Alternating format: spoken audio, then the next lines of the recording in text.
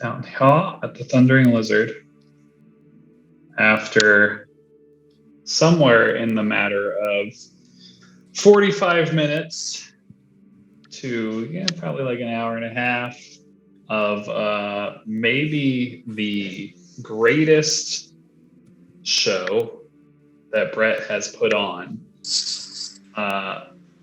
Some may say ever, some may say just in the last 6 months, who's to say. But I imagine that the Thundering Lizard has never seen anything quite like the performance that happened. Whether it be the strange moment when all of the electronic noises of the the synths and metal shredding on his lute and or whatever else he plays. It was a rock concert tonight for sure. Like after the tournament and all that, like it was great. People, the energy was up. People were ready. Yeah, the energy was definitely up, and it was hot. It was sweaty, and the greatest moment was when it all just went quiet and the spoken word began, all for Pamsy. But yeah, it as you imagine, it was basically almost perfect, that performance. Just literally almost like two dice points away from being perfect. But it's he shreds.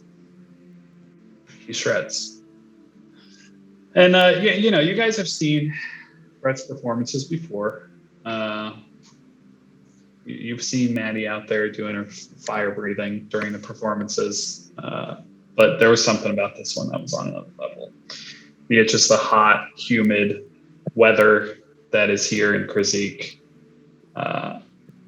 after the blood was shed in the arena today. Who's to say exactly what did it? But Thundering Lizard was thundering, and after the show. There's at least, wait for it, 76 gold pieces that you're able to kind of scoop up from just being randomly tossed and given. And Pamsy is also going to give you 50 gold pieces just for the amount of money that you brought in. And she is like overjoyed with the concert and is essentially begging you to like continue doing these. She's like, please, you can have the room, like stay as long as you want. We could have something great here. Like, and she's like out of her mind with this concert. A few things of note. Tiny, did you head out during the concert? Where? During or before? Where did you go? Would have tried to go just somewhere quiet, but looking at the map, specifically somewhere more kind of westish, like where there's the open fields, either south of the Mahler's Throat or north of it, and or woody. When you say south or north, I'm sorry, yeah. Is that actually north? Where's the compass? No. West is north. West or east. South of the bar. Beautiful. But, yeah. Southwest or southeast of the bar. I love it. Stupid map. Compass. Okay, so let's talk about Mahler's Throat, because that's probably where you'll head out, I would suspect. You had obviously been out in the Tariki anchorage, and like if you kept going south that direction, like past the dinosaur pens, there would probably be some like jungle you could eventually reach. And then going out Mahler's Throat would also be an option, which I think there's probably an entry here, because Mahler's Throat is kind of an interesting area, at least, that I don't think I went over. Okay. But okay, yeah. So this is Mahler's Throat is like basically a deep ravine between these two kind of lifted areas where the jungle kind of encroaches on the city. And it is, ramshackle buildings, kind of built on top of each other and into the side of the ravine. During heavy rains, like the water just like rushes down over these buildings, over the ravine. But this area is definitely one of the like poorer areas. The streets are not paved like they are like inside the walls, and it's just like it's kind of packed in. There's a lot of population here, and then you'll notice there are like these tall like hanging bridges that kind of go across from the top and bottom, and then there's all these stairs that go up, so you'd be able to exit like going up these stairs if you wanted to get like somewhere, say like here, more out into the jungle. And I wouldn't take too terribly long for you to make your way out there. Is there anything specific you want to do out there? Or is this just the time to take in your... It's both. So he wants to do his little commune with spirits thing, kind of a general vibe, and he wants to see if he can focus specifically on the other Furbolg that the lady mentioned, just to see if he can get any sort of feeling or vibe about what, who, why, all that sort of stuff. Love it. Can you link me that? I can. I'm trying to open my thingamajig. Yeah, no worries. It's taking its time. Yes, it is. It always is. And then I'm gonna throw a thing for my background in the chat too for you to read. Love it. It can come up later. It could come up now, but it could also just come up later at night while I'm sleeping, because that's where it specifically says it might actually be a thing. Into it. I don't know. There it is. There's that.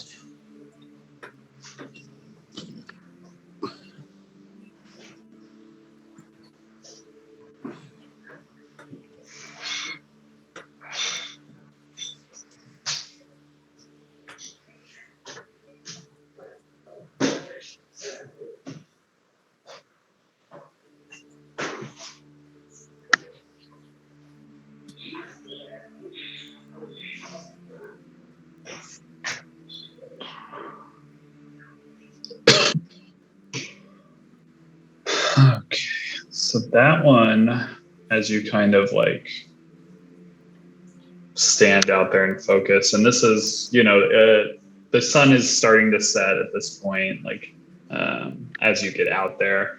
It's still, daylight, but the sun's kind of dipping behind the trees, and you're not getting nearly as much sun. So it's calm out here, and you can hear the city behind you, but as you kind of focus in, that sound, those city sounds would start to fade, and it's just kind of you out there in the jungle, though not super thick jungle here quite yet, and the plant life is not what you're used to, as far as back in L'Oreal, back in the Vale, in the Lamnic Wood. It's definitely much different, much more tropical.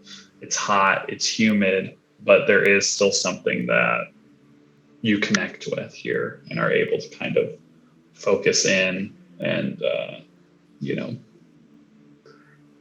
focus on the elements. And as you got a feeling the day prior, or 2 days prior, whenever that was, of like this like calm before, like basically like a calm before the storm. There was like this anticipation, the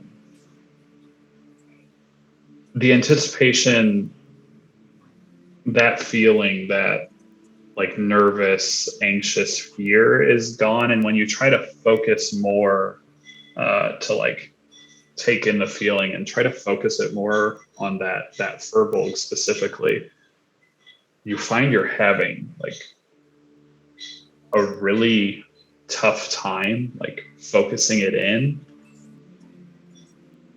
And the harder you try to focus, the more like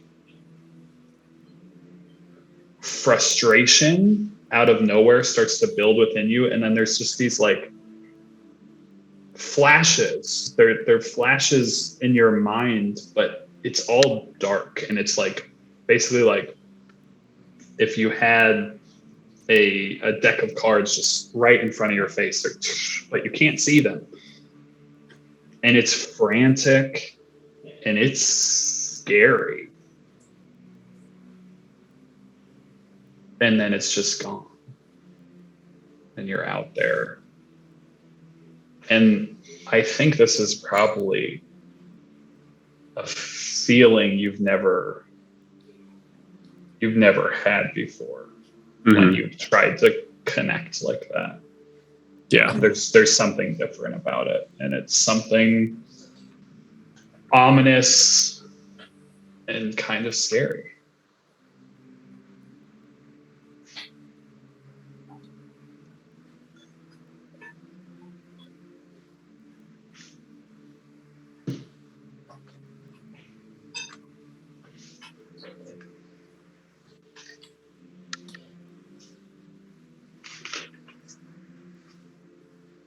He would linger and just dwell on that for a minute or longer than a minute.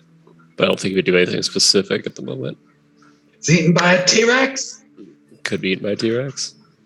It got free. It got loose. We'll never know. Beautiful. After staying out there for a while, there's shifts on the wind, and you can kind of feel that a storm is probably like coming, and there's some drizzle that kind of starts just as it does here, but it doesn't feel like anything too crazy or insane as the sun starts to set, and you get the feeling. You can hear the crescendos far off in the distance, beginning to come to a climax. They've got the sound turned up to 11 over at the Thundering Lizard. You could hear it echoing on the winds. Anything else that anyone wants to do prior to or nearing the end of the performance of a lifetime? The people will be talking about this performance for years to come, especially because when you guys TPK in the jungle, they'll be like, and he was never to be seen again. Can you believe it?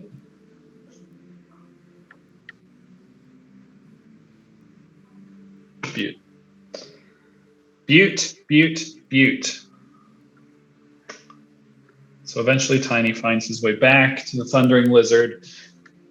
Pamsy expresses her love for Brett and needs to hire him on full time. But you have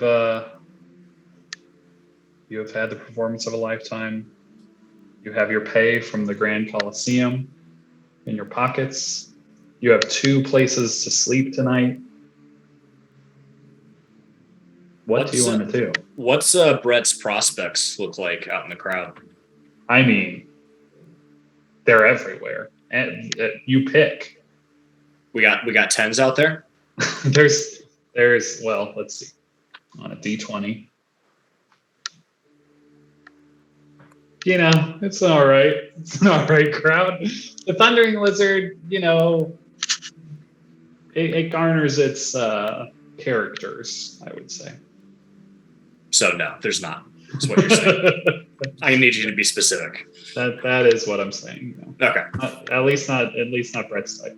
Okay. Not a lot of Brett's type out there. Fair.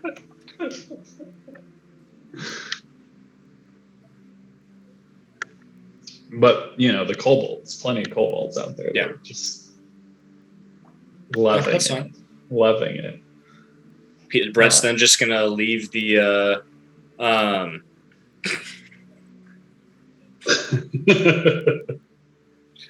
It's good. That is good. I think we're just going to leave the people wanting more. Love So it. we'll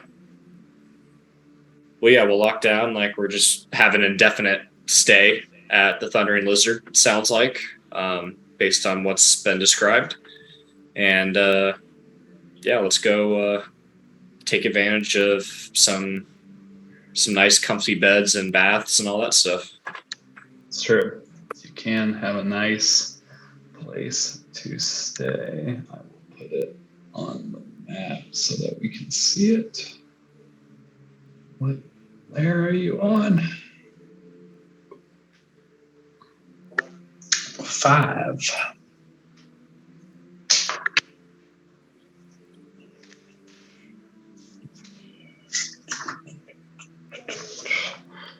So up here is the villa of Akina Alpha. There we go. It's kind of up in this raised area.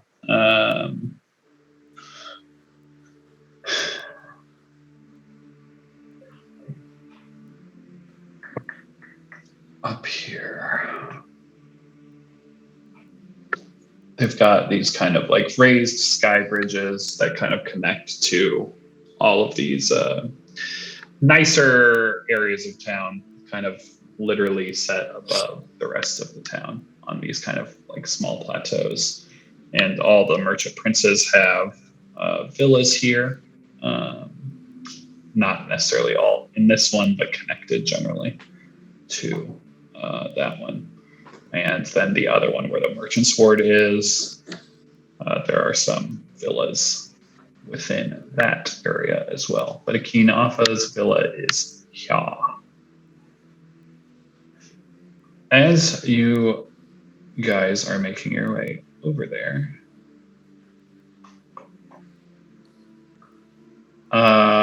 going as a group, I presume. I assume so. Yeah. You hear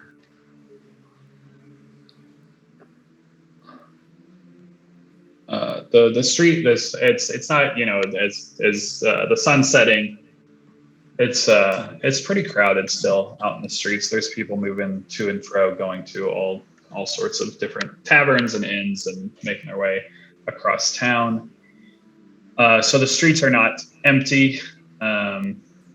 There are people that kind of like see your group. Maybe some people notice some of you from the gladiatorial arena and kind of like wave or whatever. Maybe some people are just kind of following behind you after the performance at the Thundering Lizard. It's a good atmosphere out in the streets generally.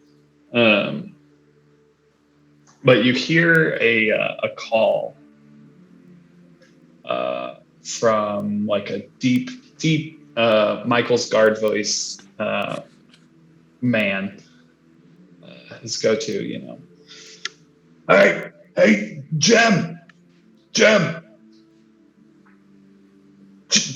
hey, don't just walk past me. And it's pretty loud and close by. And so it likely draws your attention. And as you probably turn to look at him, there is a very large man, 325, 350, pale skin, bald, with these big, large red mutton chops on the sides of his face.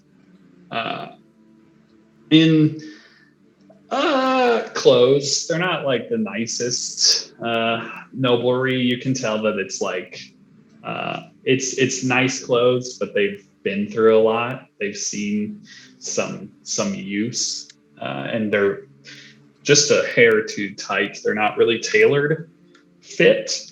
And he is looking dead straight at you, Tiny. as he's calling out. Hey, Jem, you got shit in your ears. Can you not hear me? What are you doing back in town so soon? As you're just kind of walking by. Hey, I'm talking to you. We'll turn. Twice in one night, huh? Cool. We'll turn. We'll look at him, kind of puzzling, and then it'll click, like, oh. And then he'll walk forward and get closer. And he'll just look down at the guy and just... You see different person. I seek what? Other Firbolg. It's not the same guy. We already had this happen earlier tonight. Not the same guy. You mean there's more than one of these big burly fuckers running around this place? Yes, who is this Jim?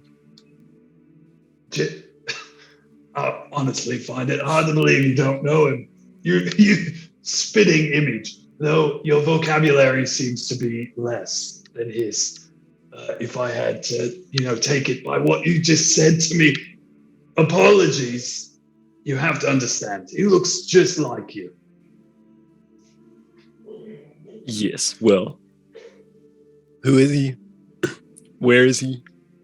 Well, where he is, I don't know. Well, I thought I guess he probably still is. And he points out in the jungle. I truly thought you were coming back to try and sell me back the shit that I sold you. Well, him, not you. This is wild. Well, I mean, if you're seeking adventure like he is, please feel free to come to my shop and buy all the same shit he did. Are you loaded like he was? Money is not that important. What did you sell him? God, I hate this guy. I really liked your country. What did you sell him? All kinds of shit. Insect repellent, a canoe, water catchers. It was like 70 days worth of shit. Last a long time in the jungle. That's why I was so surprised to see. Well, you get it, apparently. So this is like Cabela's. Oh yeah, you know my friend Cabela. Yeah. Nice chap. Cool. Yeah. So we're heading out someday. And We'll guns. definitely stop by. Tiny will turn around and start walking. Like, All right, bye, big fella. What was your name? wave. Vol. VOL. Yeah. Just look me up. Bull Shop. Got it. Yep. That's what it's called. Vol's Who did Shop. Jim go out with? Do you know? No, he definitely was. It was for two. He was heading out without a guide. Oh. Wow. Well, Why would he do that? honestly, too bad that you weren't him, because he's probably dead. You could probably find some stuff for free out there. Probably not too far, if I had to guess. Any idea why he was going without a guide? And I said they could handle it. I said he'd be dead in 10 days or less. What were they looking for? I mean, something that would take him deep. 70 days worth, isn't it? Yeah. That's a lot of insect repellent. That is a lot. But made Vol very rich, so please come to Vol's. I'll give you a discount. Done. We'll be back. Except for that guy, he's a money, you'll probably have to pay for his stuff. He's got no interest in money. Well, I do. So all's good here. Wonderful. Well, good luck wherever you're going. I hope it's not in the jungle without coming to Vols. Wouldn't dream of it. So you press on. After being accosted by another person. Making your way up onto the plateau. When you get up here, you notice definitely nicer area. These kind of tall, like large, like bricks walls. And the grounds are, the paving is a lot cleaner. It's a lot more intricate. Still have these like kind of like deep gutters kind of running down the middle of the street. But this time, like a lot of the rain catching stuff seems even more elaborate and into like larger barrels that are kind of off to the sides up here. And there are also a good amount of like city looking, like generally what you're used to, city guards, but like a lot of them seem privately owned. And as Akinoff had kind of told you, she has her own guard. And so as you make your way up to the gate, there are a few guards outside, but they do recognize you and are able to kind of bring you in to the estate, which I believe I have here. I do. It's lovely.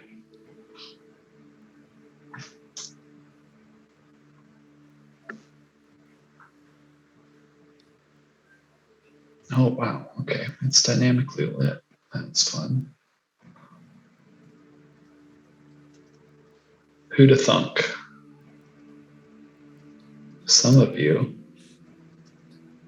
may see this place and be like, where have I seen this place before? That's because I've used this map in Waterdeep.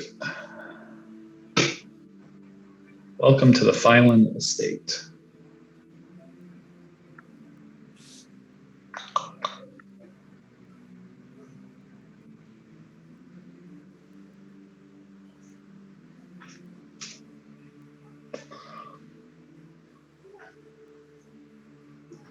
Okay.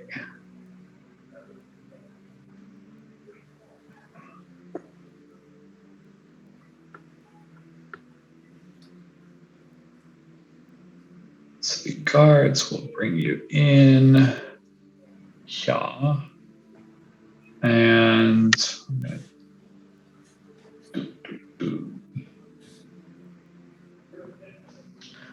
you'll end up being brought upstairs, and that is over here. And there are,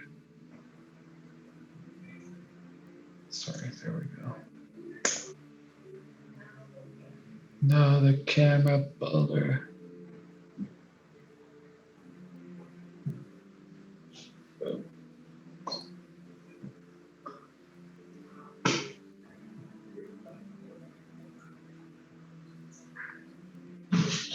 Back here, let me see if I can just knock some of these walls out.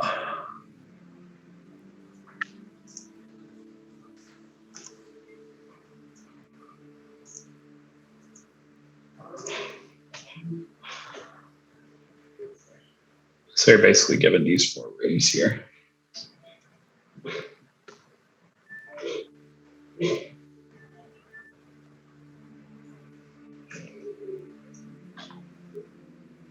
When you're led to your rooms, kind of dropped off,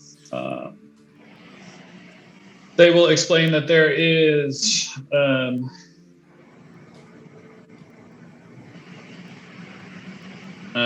a place that they can bring you to wash downstairs, and that you guys have the run of basically these 4 rooms. There are beds. There is another kind of washing trough that you can kind of use, that they've filled up with hot water, seating area. Then there's also the other room that just kind of has like rugs, pillows, just like a comfortable like floor space.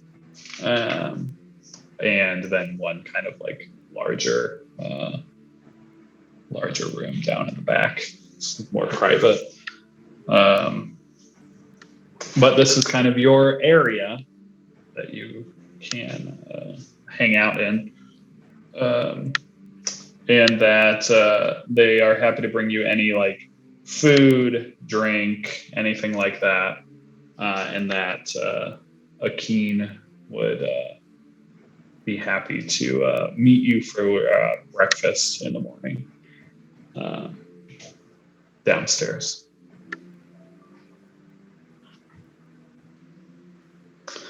But this place is incredibly nice. In comparison to your rooms at the Thundering Lizard,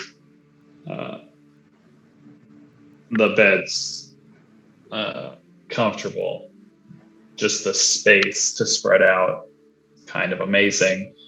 But yeah, and the place smells nice. It smells of like food and also incense. Like it's just you. Those of you not used to the high life, this is it. Those of you that are used to the high life, feel at home. It's good shit. It's good shit here.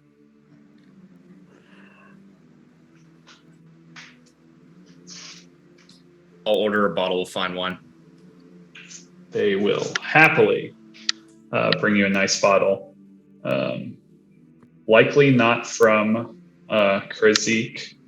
Its wine isn't a main export here, but you'd be like fairly happy with whatever it is they bring you, be it from the Vale or from Morant. Like it's likely of high quality.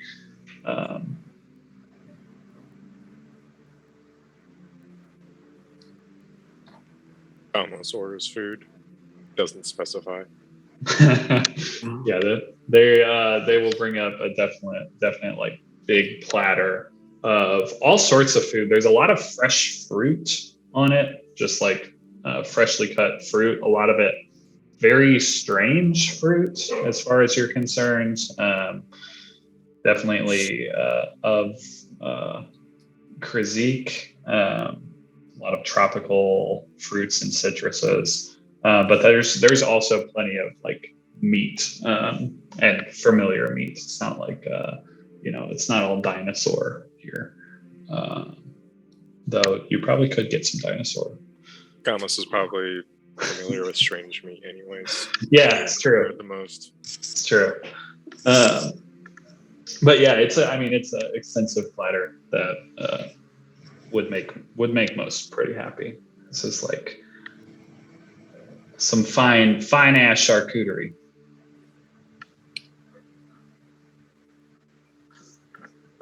So anything anybody wants to do before bedding down for the evening? You have a very inebriated Gorm, I presume, with you as well, that I assume you had to drag here. Is he even? Is he still standing? If he's still standing, he's not drinking the fancy stuff. He's drinking out of the bottle that he had the bartender fill up on what's her face's tab. Yeah. Percentage die. Yeah. How drunk is he? Very, very, I presume. Yeah. Maybe Gordon passes out on the sofa there.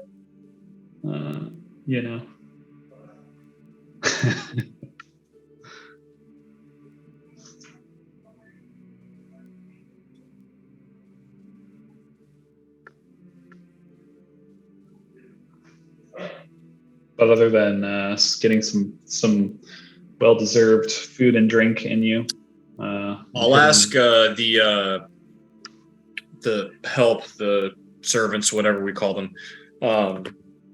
Tell me about the dino races coming up. Yes, the races are tomorrow. 2 days. 2 days, I think. 2 days from now, and it is the big race, the biggest race that there's been in a month. They'll explain to you that every month there are multiple small races that all lead up to the Unchained race. and the Unchained race is the biggest race of the month. It's like all the victors from some of the smaller races, as well as just some of the dinosaurs that are like mainstays that have been winning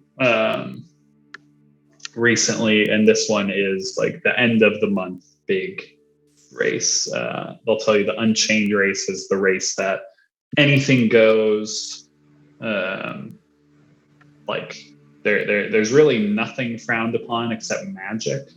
They don't like magical interference during the race. They don't like outside interference during the races, but from within, it's like sometimes the dinos target other dinos, sometimes the people riding them are targeting other dinos, etc.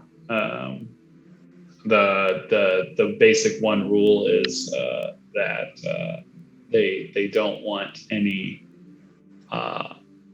obvious killings because people put a lot of money into these dinosaurs.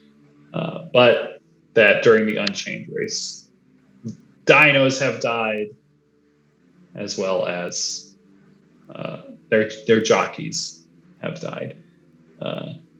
But some Unchained races are really clean. It just kind of depends on the dinos in the race and the day. But the crowds love it. He'll tell you as well, like people, the merchant princes, especially Akin, usually has kind of like a small party on the balcony, and she overlooks the race. Like it goes right by her front door as well as right by her back door. So like a balcony that kind of wraps the building. She usually has a little soiree, and most merchant princes usually do. And is she the merchant prince over the race, or is that a different one? She is not. Yeah. So the race is handled by. That's a good question. It's not Wukong. I need that. I think.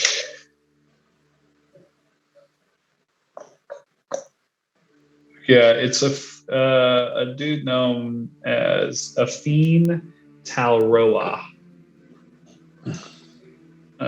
He is the overseer of the race. And just if asked at all about that, there's definitely something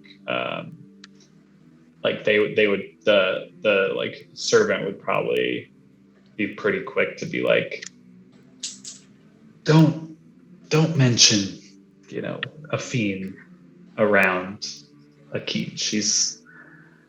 They're not really the closest. Are they closest beefing? of friends? Yeah, not really the closest of friends. Those two.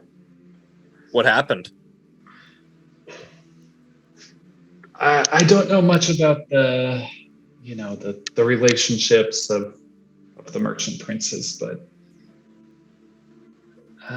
they've just never really got along. Afin is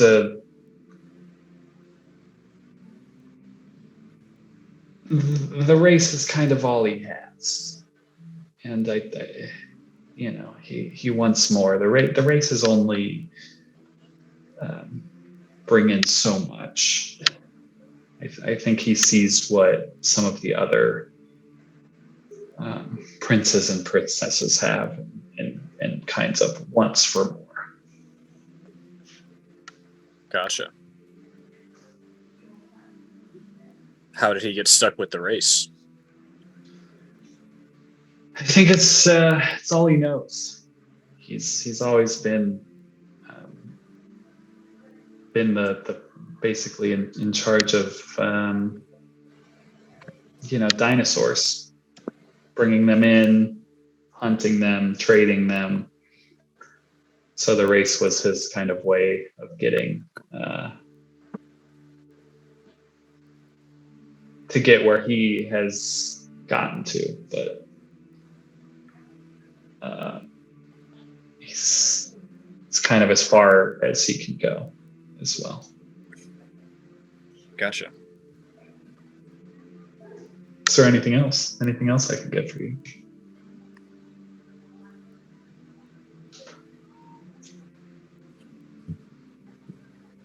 Lovely. All right.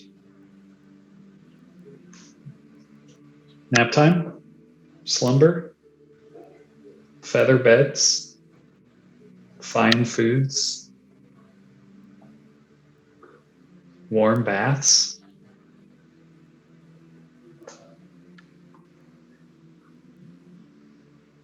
Another night passes you by. In the port, and you are greeted by the sun in a very nice room. After, it's probably like 8 or 9 o'clock by the time a servant will come up and escort you downstairs, where a large table has been kind of set up in this kind of main entry room.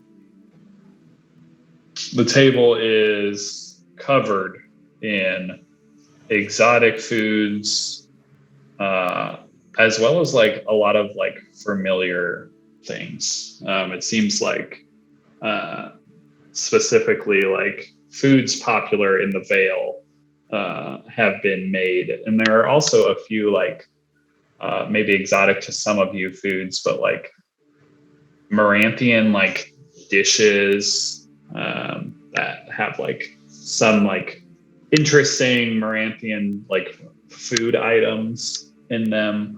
It's like a very far and wide reaching breakfast that's been kind of made here, as well as plethora of exotic fruits. And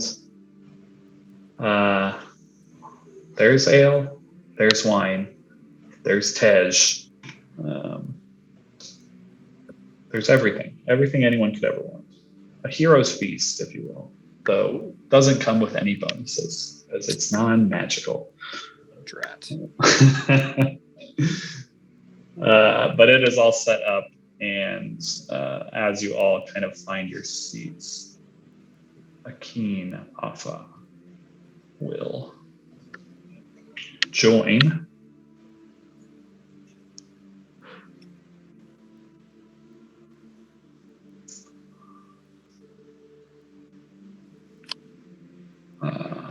Making her way in from kind of this rear hallway here. And she will kind of come and give you all like a nice bow. She's wearing this kind of like draped robes in black. And as she kind of moves to the table to take her seat and looks over you all and welcome. I'm so happy that you all could join me. Did you all sleep well?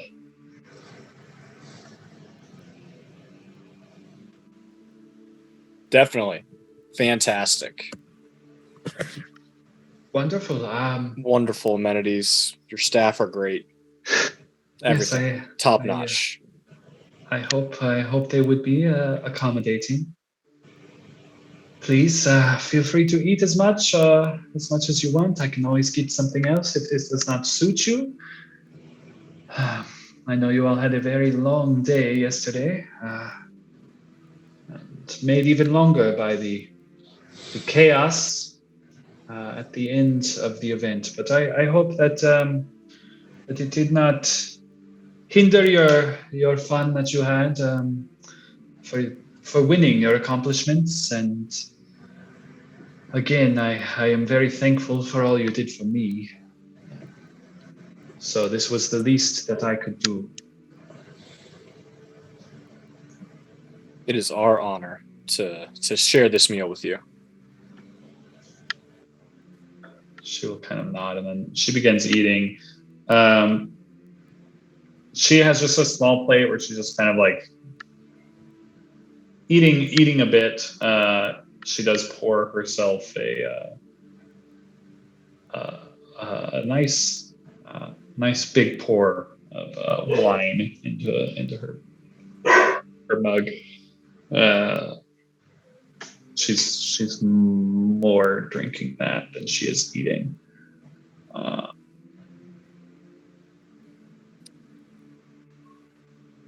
Have you learned anything about your would-be assassin?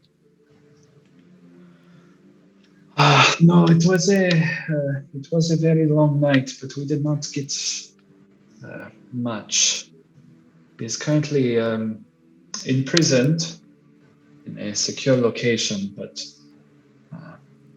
no, we have not got too much information from him yet. He does not wish to talk, which is not surprising, but hopefully some more work will be done. We will get more information.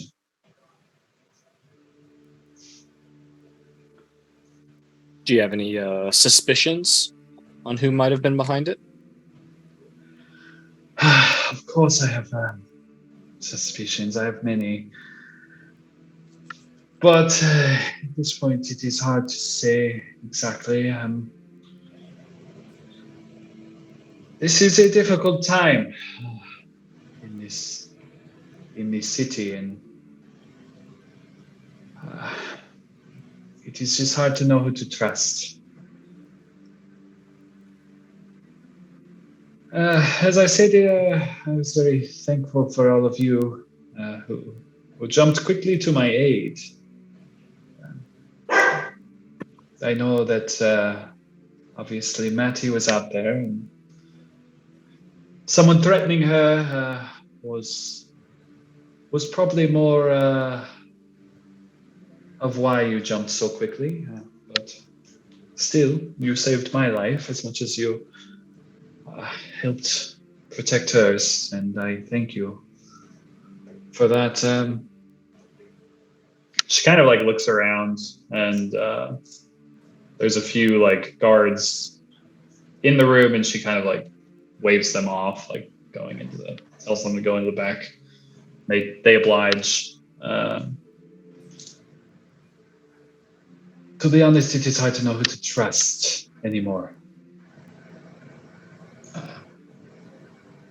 When a group of, I mean no offense when I say outsiders, jumps in to the arena to save your life before your own paid guard jumps to save your life, it is difficult.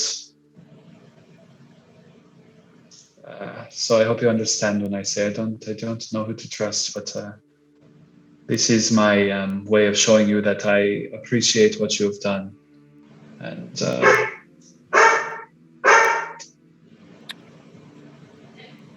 why is there so much turmoil in the city?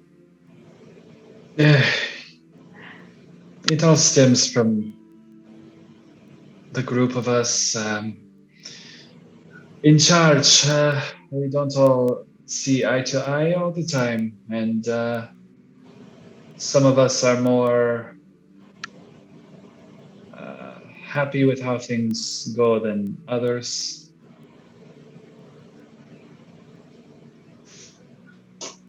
It is tough.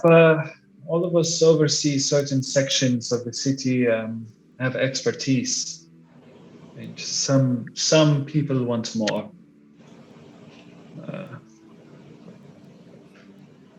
So it is easy to think that this was an attempt at an overreach in power, trying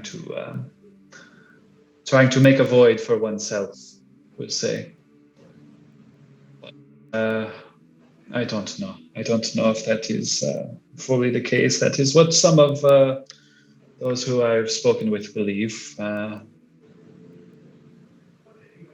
The merchant Prince Jasmine is, well, to be frank, kind of the princess that oversees sanctions in the city. Sanctions are something that not all of us agree upon, that are well, uh, the legal hunting and killing of those who are said to deserve it. Uh, there has never been a sanction on the merchant princess before, and I am assured there is not one out for me now. But some But believe you don't seem at ease. No, I am not. You read me right. I am not fully at ease. As I said, I don't know who all I can trust in this place, and even those that I have known for years or that are on the payroll. After something like that in such a public place happens, things become worrisome. It is also,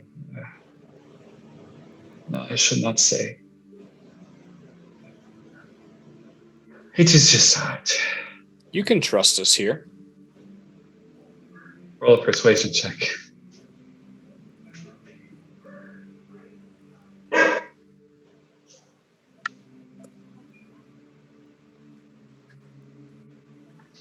You see her kind of like swirl her mug around and take a drink from it. How long have you been in this city? 48 hours. Maybe hit it on 62. Not sure. And what brought you here? Why have you come to Port Hope?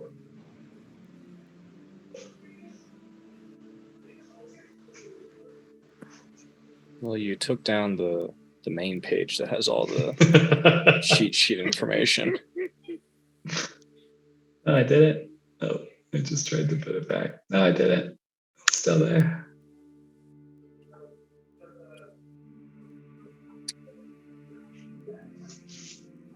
Oh, many things.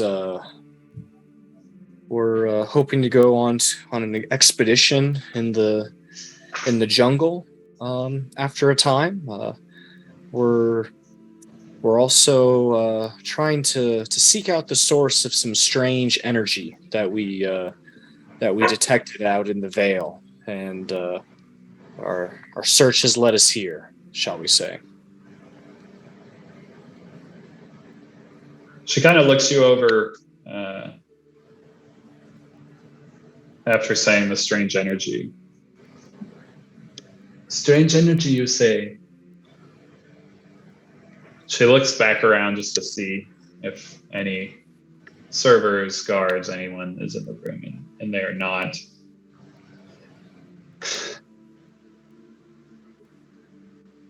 What energies brought you here? Her voice lowers a little bit. Seems like we're not the first person to have been seeking such a thing.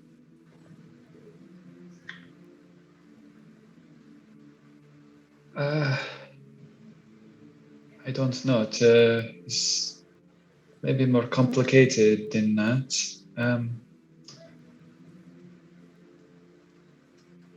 She kind of reaches into she's got like a sack that she had or a pack. Kind of pulls it over from the side and sets it on the table.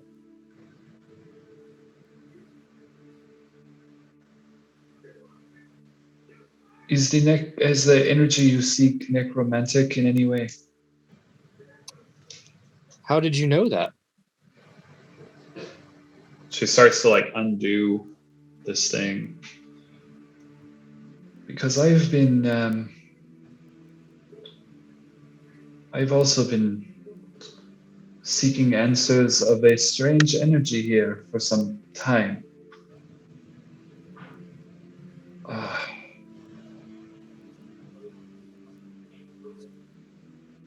And then she pulls out a very familiar looking dagger that you saw the assassin wielding the day before, and she like pulls it out of the bag and puts it on there. And she pulls out a small something small and kind of wrapped in like a dark handkerchief, and she like puts that up next to that dagger.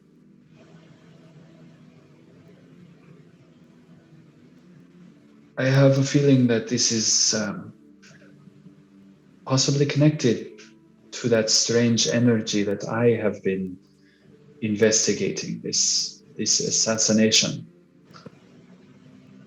So it is interesting that you come here saying that you too are seeking a strange energy here.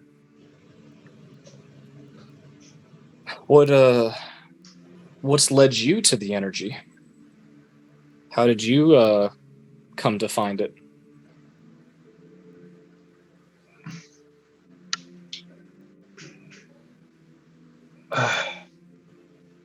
I call it a death curse.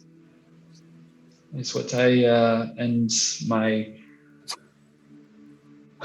partner in this have called it.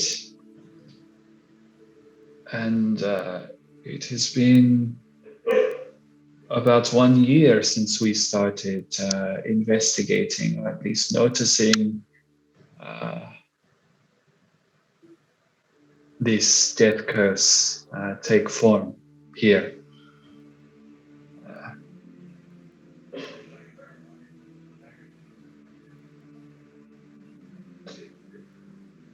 I've,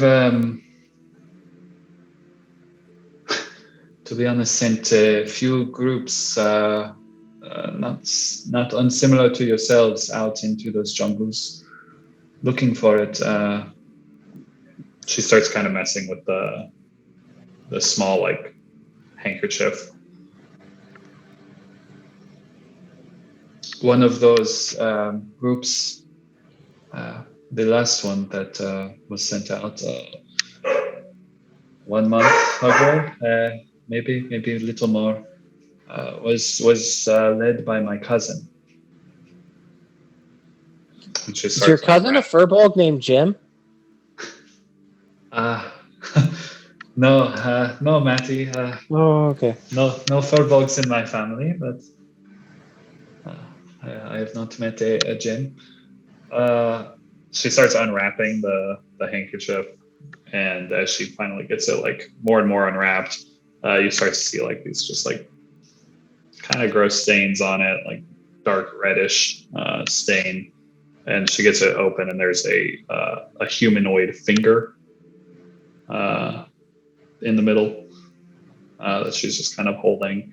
And those of you that are closer to her can see it is wearing like a ring, a signet ring, like a gold ring with a kind of essentially like a crest or seal on it. And those of you close would be able to see that crest is the same that you see carved into like random places on the walls of the manor, on like, banners and flags. It's kind of a representation of her house, of House Alpha. This was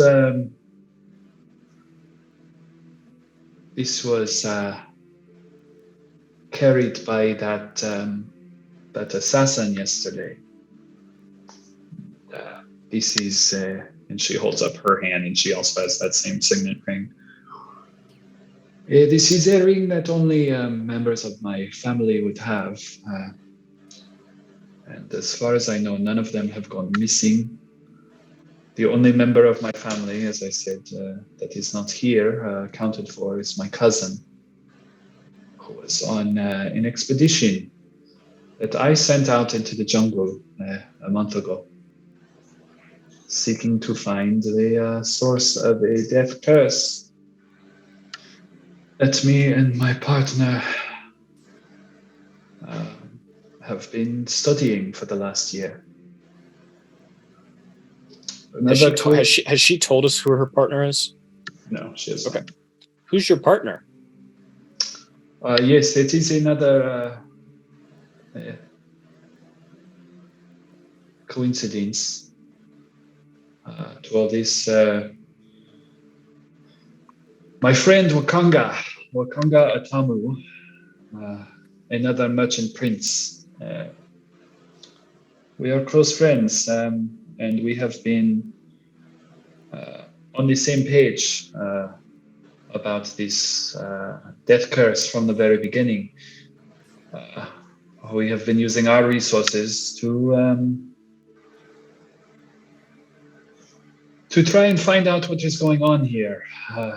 And it so happens that there was another assassination attempt yesterday. Coordinated strike at his estate. And I was informed this morning that Wakanga has passed away. The poison, and she kind of looks down, from a dagger not unlike this one, the same dagger that the assassin wielded, killed Wakanga.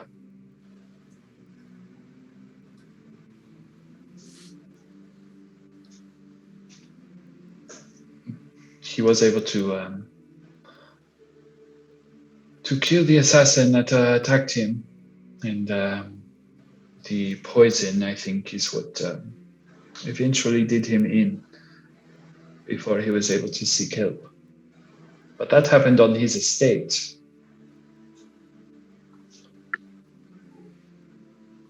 So whoever it was that did this knew where he would be, knew where I would be, and sent these assassins to kill us.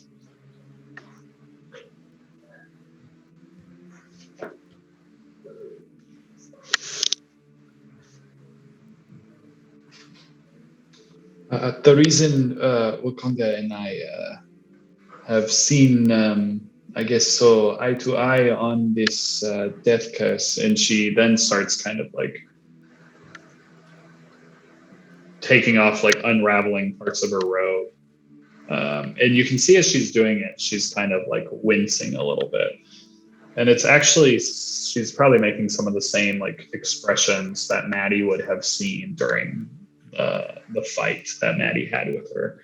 As, you know, Maddie recalls, like, she just wasn't, didn't seem to have all of her strength during the fight. There was just something missing from this like fierce fighter that you had heard of. And as she like takes this off and kind of has like her robe removed and kind of like shows this like area beneath, like on the side of her chest, like over her rib cage, there is this like dark area of bruising where you can kind of see veins, black veining, and it almost looks like a corpse in that area. Like it's like rotting a little bit. Like it looks terrible, and it's just like, it's probably like that large, kind of like all, and you can see the veins kind of like deep black veins just kind of like fading out. This wound here, it has appeared about 1 year ago. It had long been healed before that. When I first got this wound, it was when I was a very young girl. I was struck by an ankylosaurus. I was in the jungle with my cousin when we startled the beast, and I was struck. It sent me flying 20 feet into a tree, and I am told that my corpse crumpled beneath the tree, and I was dead in an instant. Luckily, my cousin brought me back into the village, and my parents were able to give their life savings to bring me back.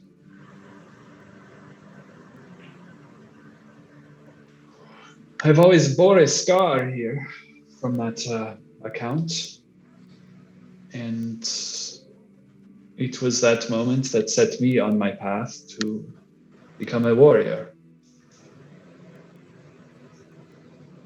There are not many who have the graces to come back from the dead and speak about it, but I am one of the lucky ones who has. But a year ago, that wound returned. At first, small pain, and it has grown over time to what you see now. And, she kind of shows and then starts kind of rewrapping it up. And it has continued to grow. And it seems to be growing at a more rapid rate now. And though I do not want to make excuses, I am moving much slower lately. And this seems to be the reason. But I'm not the only one who has such an ailment. Wakanga also had once been brought back from the dead, and he too has had a similar wound. And there are others in Port Hope who are suffering similarly. This is why we have called it the death curse, because it seems they all started at the same time, and it seems death is coming back to reclaim those who have once perished, as far as we can put together. In the last few months now, there has been 2, now 3 instances of someone dying and not being able to be brought back. The last being during the tournament yesterday.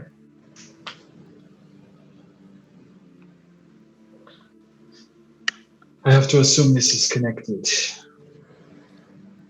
It's all too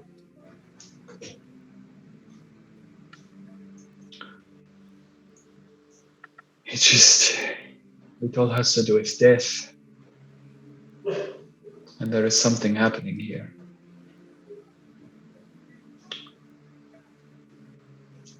And as you have not been here long, I don't know if you have heard the rumors, which I can confirm to you are very, very true. There are many undead walking in the jungles.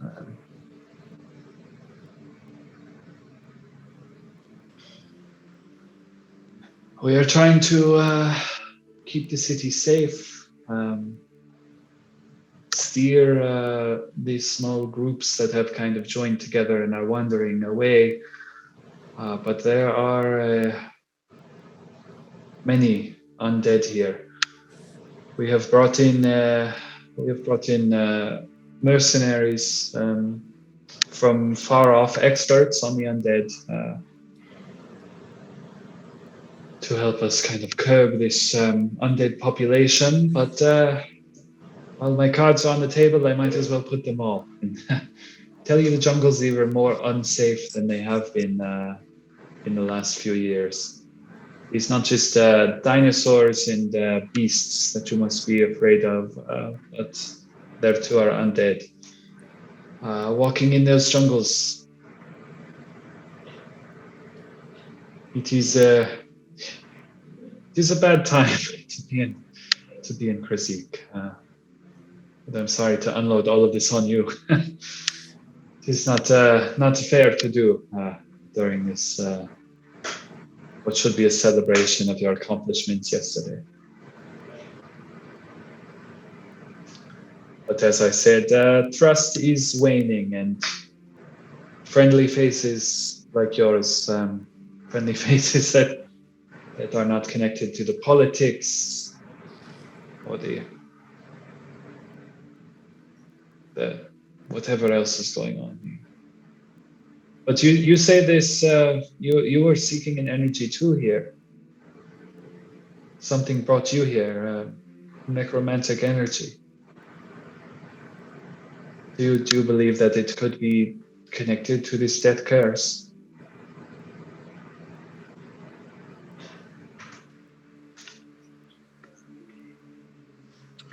So,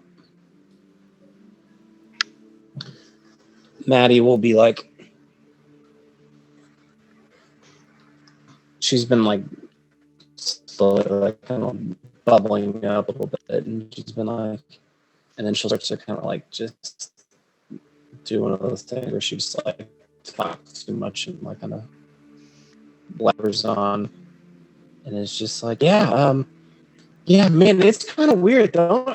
Why did you guys have so many people who were necromancers who were in charge here? And there was just one, and it was like in the fountain of blood, and they're kind of weird, creepy with wings. Anyways, our friend, yeah, they had the thing on them, and that was weird. Oh, good. Just said my internet connection was unstable, so I assume that was pretty choppy. I got most of it. We got it. But the long and short of it is Maddie will just kind of in her run-on speech method explain that the friend was there and that other people are nervous about another lich rising up in Krasik. And so they sent us the case.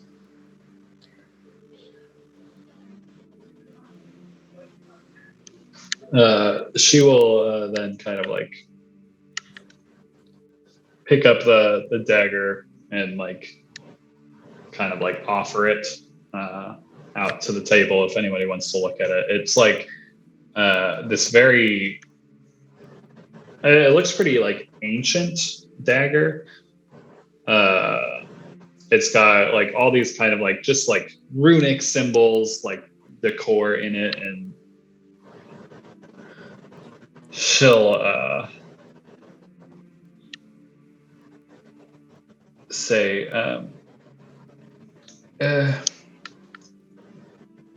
this weapon that was found on the assassins, and I said one like it was recovered at Wakonga's. Can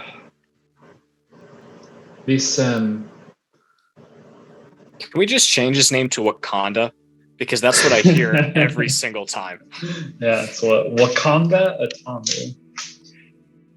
I don't know. Wakanga. This just feeds into more of what we had already believed, that this had some connection to the tribes that live out in the jungle. And she kind of like hands it to whoever will take it. And if you're looking at this thing, it has all these runes on it, but you note like there is a lot of symbology that represents like snakes or like patterning that would be on a snake. There's like scales. There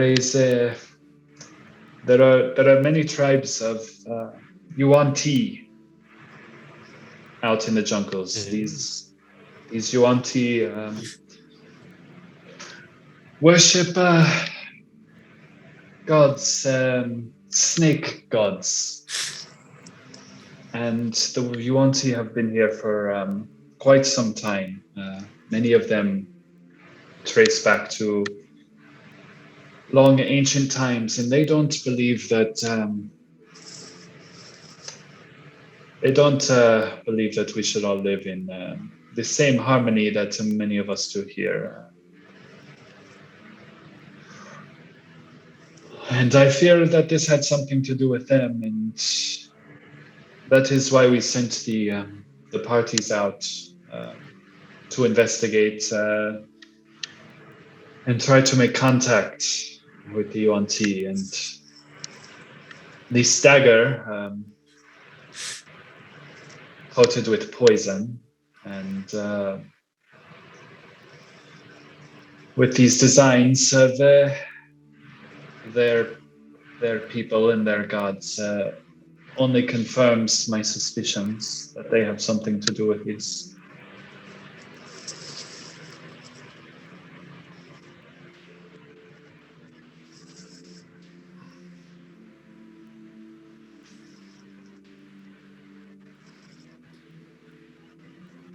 Have you heard of something called Soulmonger?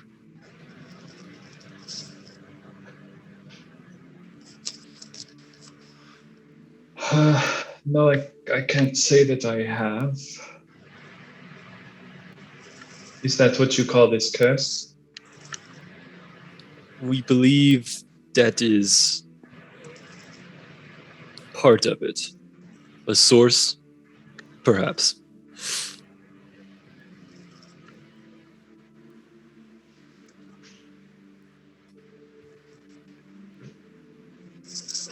And you believe that that source is here? Yes. Deep in jungle. There's that dagger again. Chat.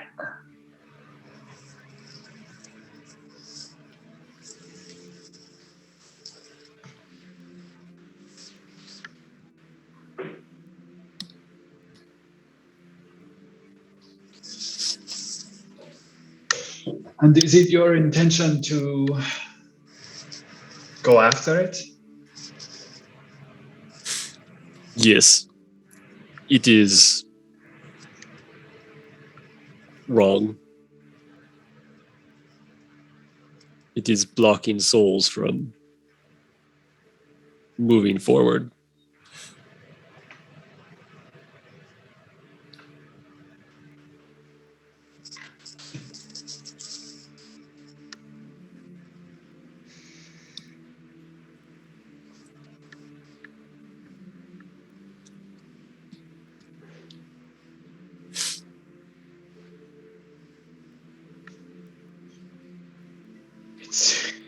It is obviously very honorable what you are doing, seeking something of such great evil out. But as I said, it is extremely dangerous out in that jungle, even more so what is normal.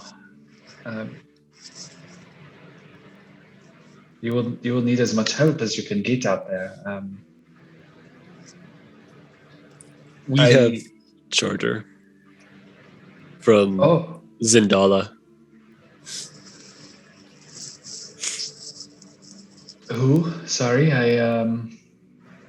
not sure I know her. Zendaya. She's real hot right now.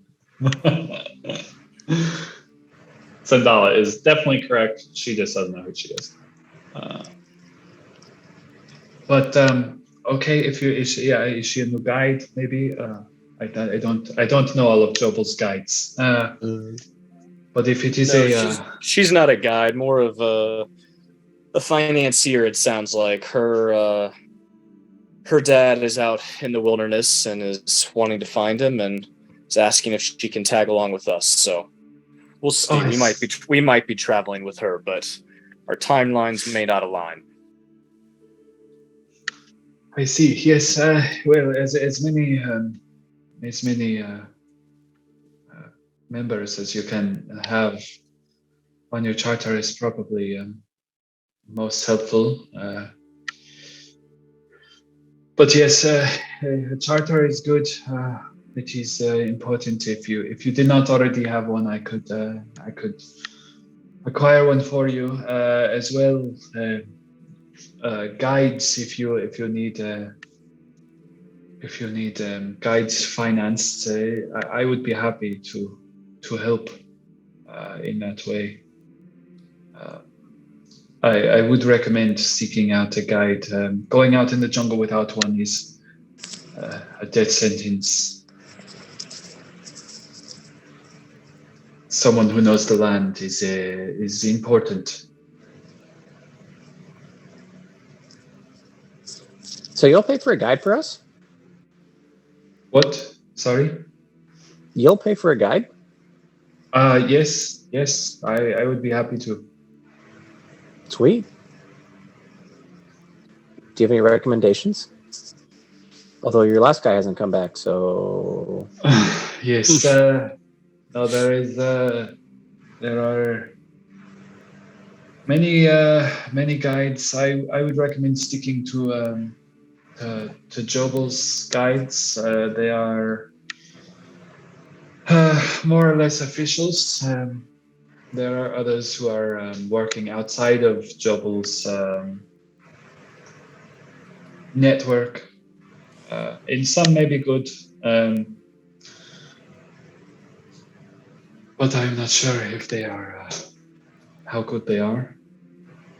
Jobel vets all his guides. I don't always get along with the man, but at least these guides all have paperwork and need to follow the rules, the laws and orders. I can't say that I know any specifically. I can ask around if you want specifics. Just someone you can trust is always important. Michael, my phone was blowing up, so I'm going to ask a stupid question just to make sure I didn't miss anything. Has she indicated whether any of the other princes or princesses would stand to gain from the necromantic energy? The Yuan Ti stuff, my phone was happening, so I apologize. I just didn't want to ask a question that was like, yeah, I just said that 7 minutes ago. Where were you? No, she hasn't. Okay. Then I would ask a question something along those lines. It is hard to know for sure.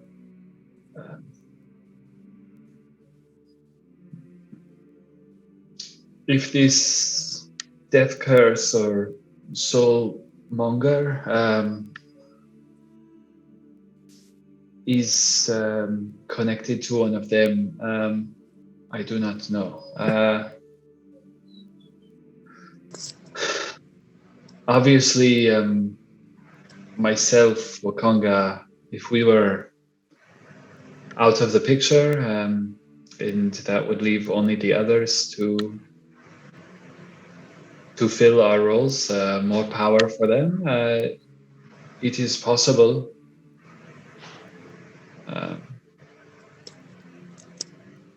There is always want for more power with the powerful.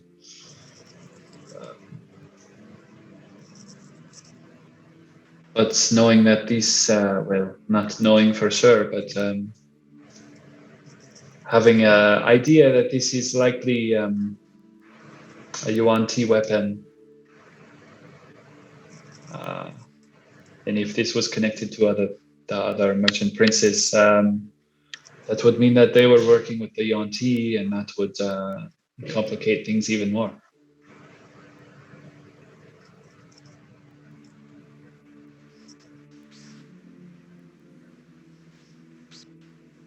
Would any of the other ones stand to lose a lot with this death curse? Would any of the others be drastically affected? I can only say that myself and Wakanga are the only of the princes I know that have previously passed and been brought back. If any of the others have, I am unaware of it. So their trade wouldn't necessarily be affected that much either, it sounds like. No, as Jessamine deals in sanctions, which obviously involves the killing of those and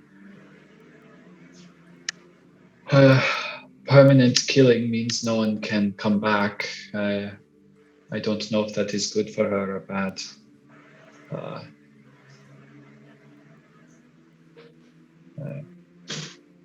I do not know.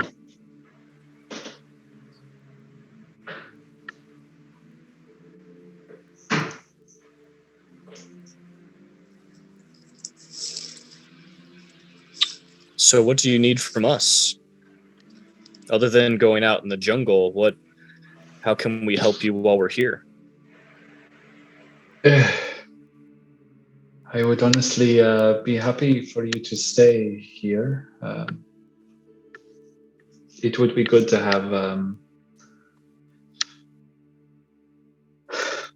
others close that are aware of things that are happening, as well as people who I can trust close. Other than that, I can get things brought in for you. If you do need a charter, I can do that. Do what it is you are here to do in the first place. It seems our goals align. I will continue pursuing leads on my end and try and find out what I can get from this assassin.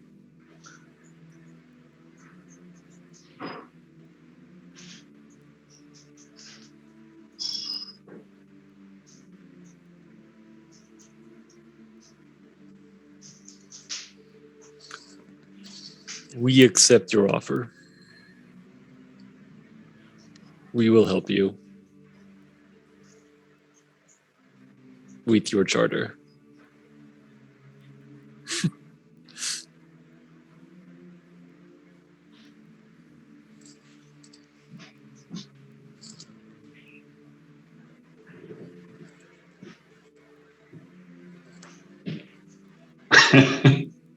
Welcome to the jungle. So she will basically finish answering any other questions you may have, and also just kind of open up her estate to you, and any like connections that you may want to make over the next few days, or whatever it is that you guys want or need from her. She's happy to kind of like help out with that. And yeah, I mean, she's essentially going to go about business as usual, as far as she goes. She doesn't want. She'll tell you that Wakonga's death is not public knowledge at this point, and they don't want to alarm the public, and also they just don't want that information out quite yet because they're trying to figure out what the heck they're going to do.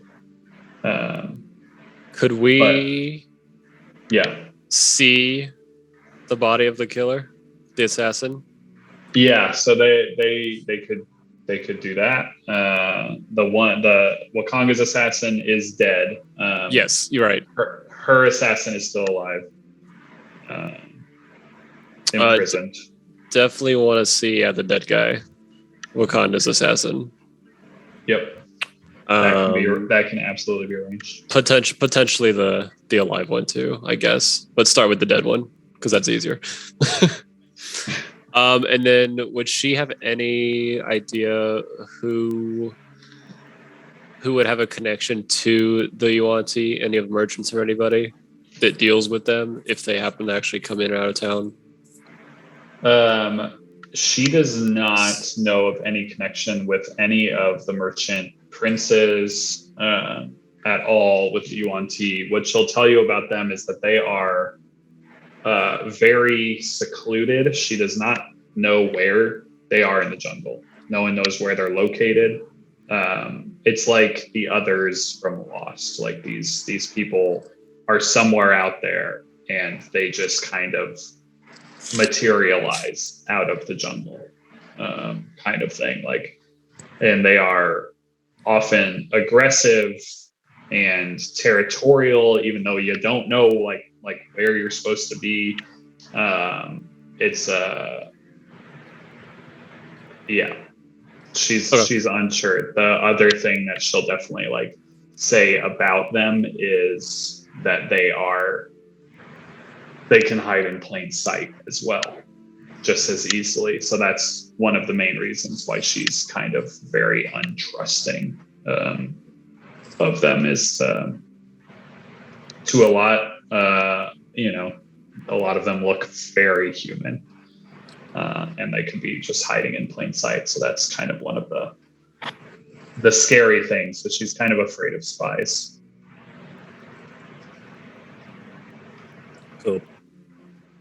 So that's why she's kind of ever nervous, just even being around her estate. Mongooses would be good. Demi-human mongooses, that would be very good. What are the owl people called? They eat snakes. Yeah, I don't remember. Like an alpha. I thought about one of them. Could have been an owl character. Could have been fun. Owls are dope. All right, I'm gonna get a beer and go to the bathroom, and we'll take our 8:43 break. Okay, gang.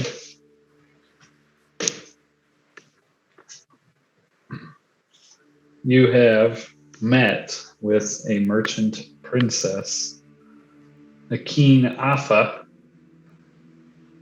who is apparently having some strange issues herself.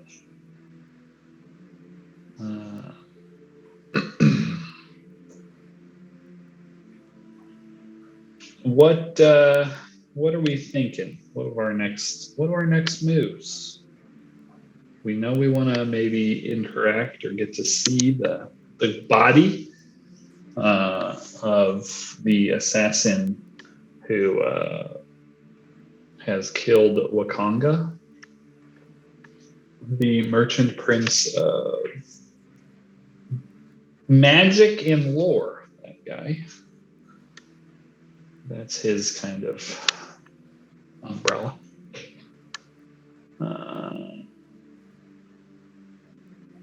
But what you think? What you want to do? What you want to? Was she? See?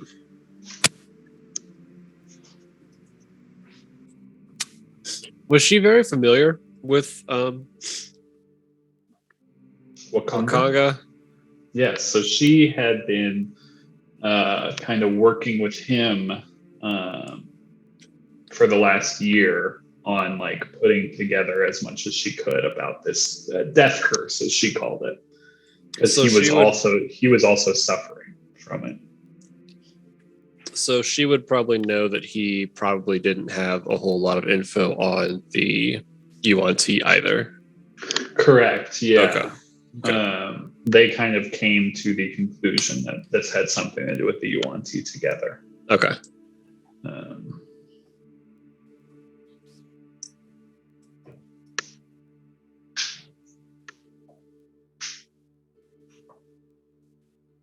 Could always go try to talk to Zendala too.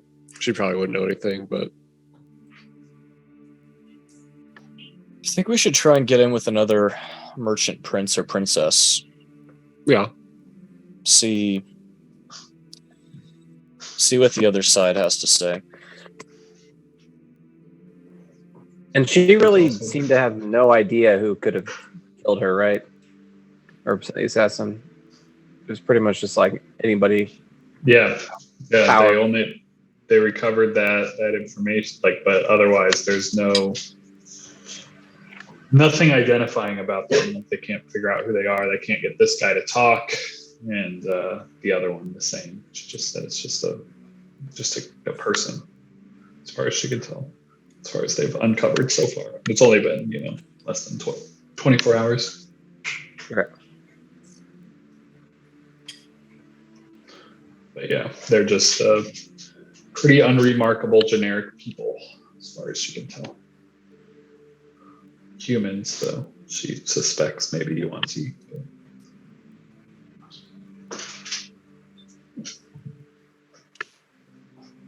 Maybe this is like path of least resistance, but I mean, we came out here to investigate necromantic forces. Magic seems to be connected here.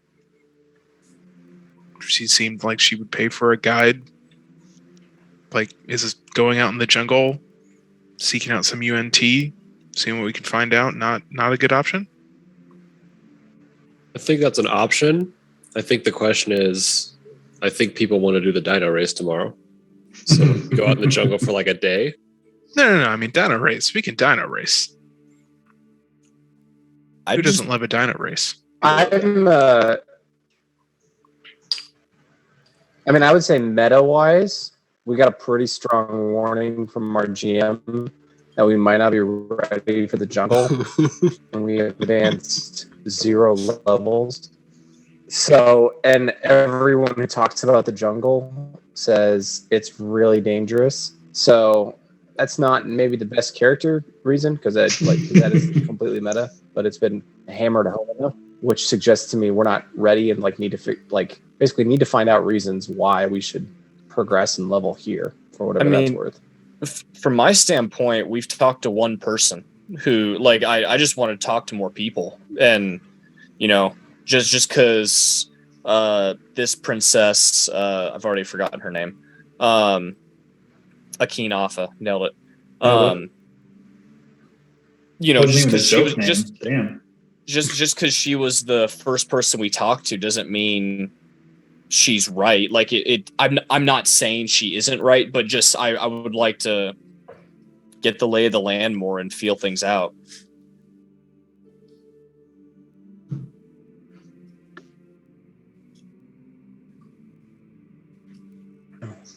Because the jungle will always be there. Yes. Orm's ready to go. He feels like he's got a guide, he's got a mission, and he also feels like Akin Alpha and her other person probably should be dead, and it probably would be better if they were dead, and they would be more blessed because of it. And now she came back and almost died a very dishonorable, cowardly death from a scent assassin, not even a face-to-face fight, stabbed in the back, coward, using a coward's weapon, poison, and some sort of political maneuvering because it was done in public. So it's just about the worst kind of death. She had a pretty cool death before with the Ankylosaurus. That would have been the one you want to bank. You want to put that one in the bank. And now this death curse is kind of riding the things that probably should have been all along. He's not concerned about any of that. He wants a guide to the source to fix the quest. But he is also still very despondent and will not win any arguments at all when it comes to that. So that's where he stands. Sad Gorm. Yeah, I think Mitha's in a similar place. Doesn't really care about the Jungle Princess or any of that. It's just more means to an end to the actual goal. With Gorm and Mythos as well there. Get this underway. Maybe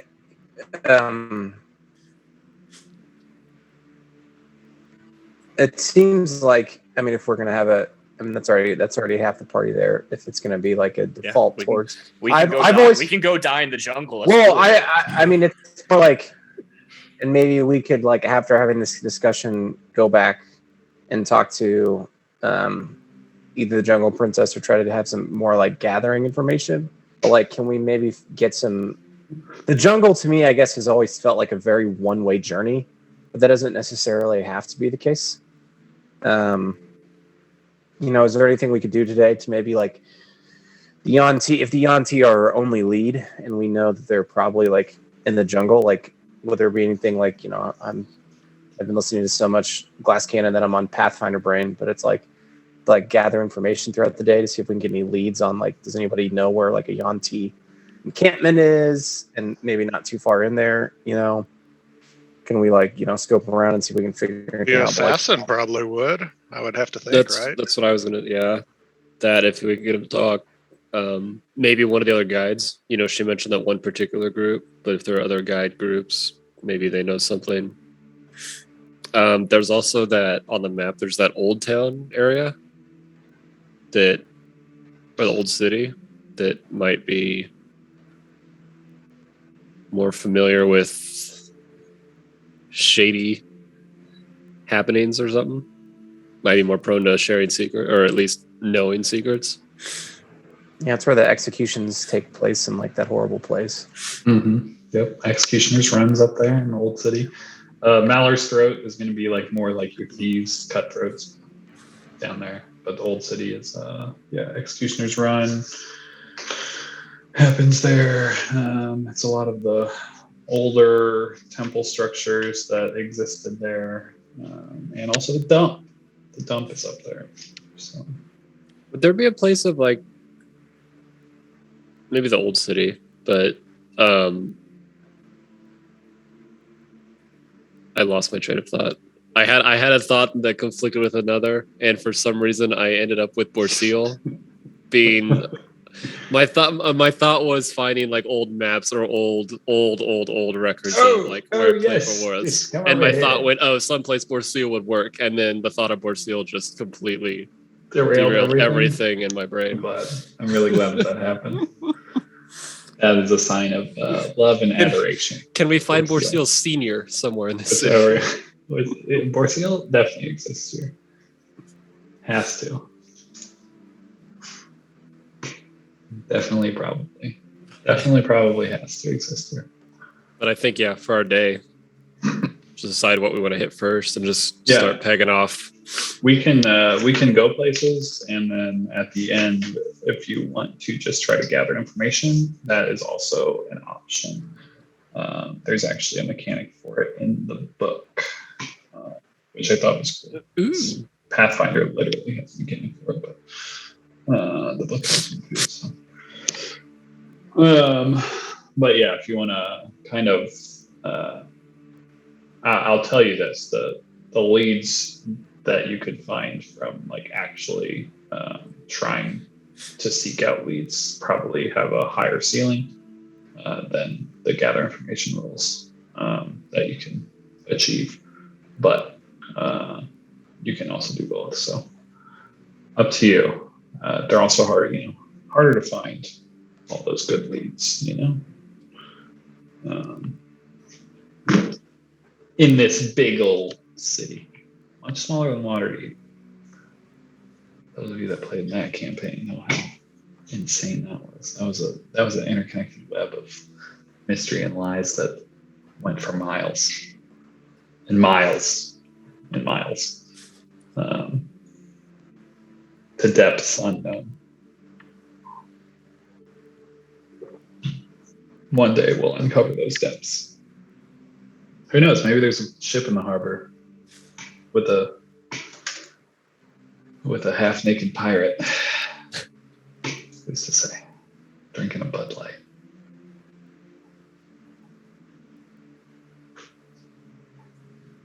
So what do we think? Where do we? Dead assassin? Where do we? Alive assassin? Or Dead assassin will definitely be path of least resistance compared to live assassin, but Akeen could probably get you in to see the live assassin for like a 10-minute jaunt. 10-minute jaunty time, and she'd probably only get a couple of you in to see him. The dead assassin, on the other hand, she could get probably will be bringing that body to her estate. So you'll be able to look that over. You just have to wait a few hours or come back or whatever. Yeah, let's put a pin in that one then. But she can get that body to the estate for you. So you could look at it if that would help you. She's Worth a happy try to- since it's easy. Happy to do so. Yeah. All right, so let's do that, and we can, if you guys wanted to go do other things in the meantime, we can go back to those other things. I don't think it's that important to worry about the Settle order up with too our much here. sponsors, I guess, too. Yeah, those sponsors will be Yeah. looking for you. Some of them waiting for payment, and others maybe unhappy. Who's to say? When did Dragon Lady want to go into the jungle again? As soon as possible. Yeah, she was on the ASAP train. It was also willing to wait for us. Yeah, she was on the ASAP train, but was also like, oh shit, like I could get 6 Yeah. people plus a guide to back me up or whatever. Like that's And I imagine she'd wait if she knew that we could get the charter paid for, so she wouldn't have to pay for it. Or we tell her that it costs 2,000 gold. That's on you. Pocket that cash. Look at that cat. That's Because I know Croft took that's a an really option. expensive magic weapon, so Yeah, we need to pay that off. Just such an Yeah. expensive magic weapon. Yeah, Almost exactly. Scowls at you. A knowing look. Staring at your sword. you have a list of potential guides other than the Do people so she mentioned. there's that board. Where did I put it? Almost doesn't trust official guides.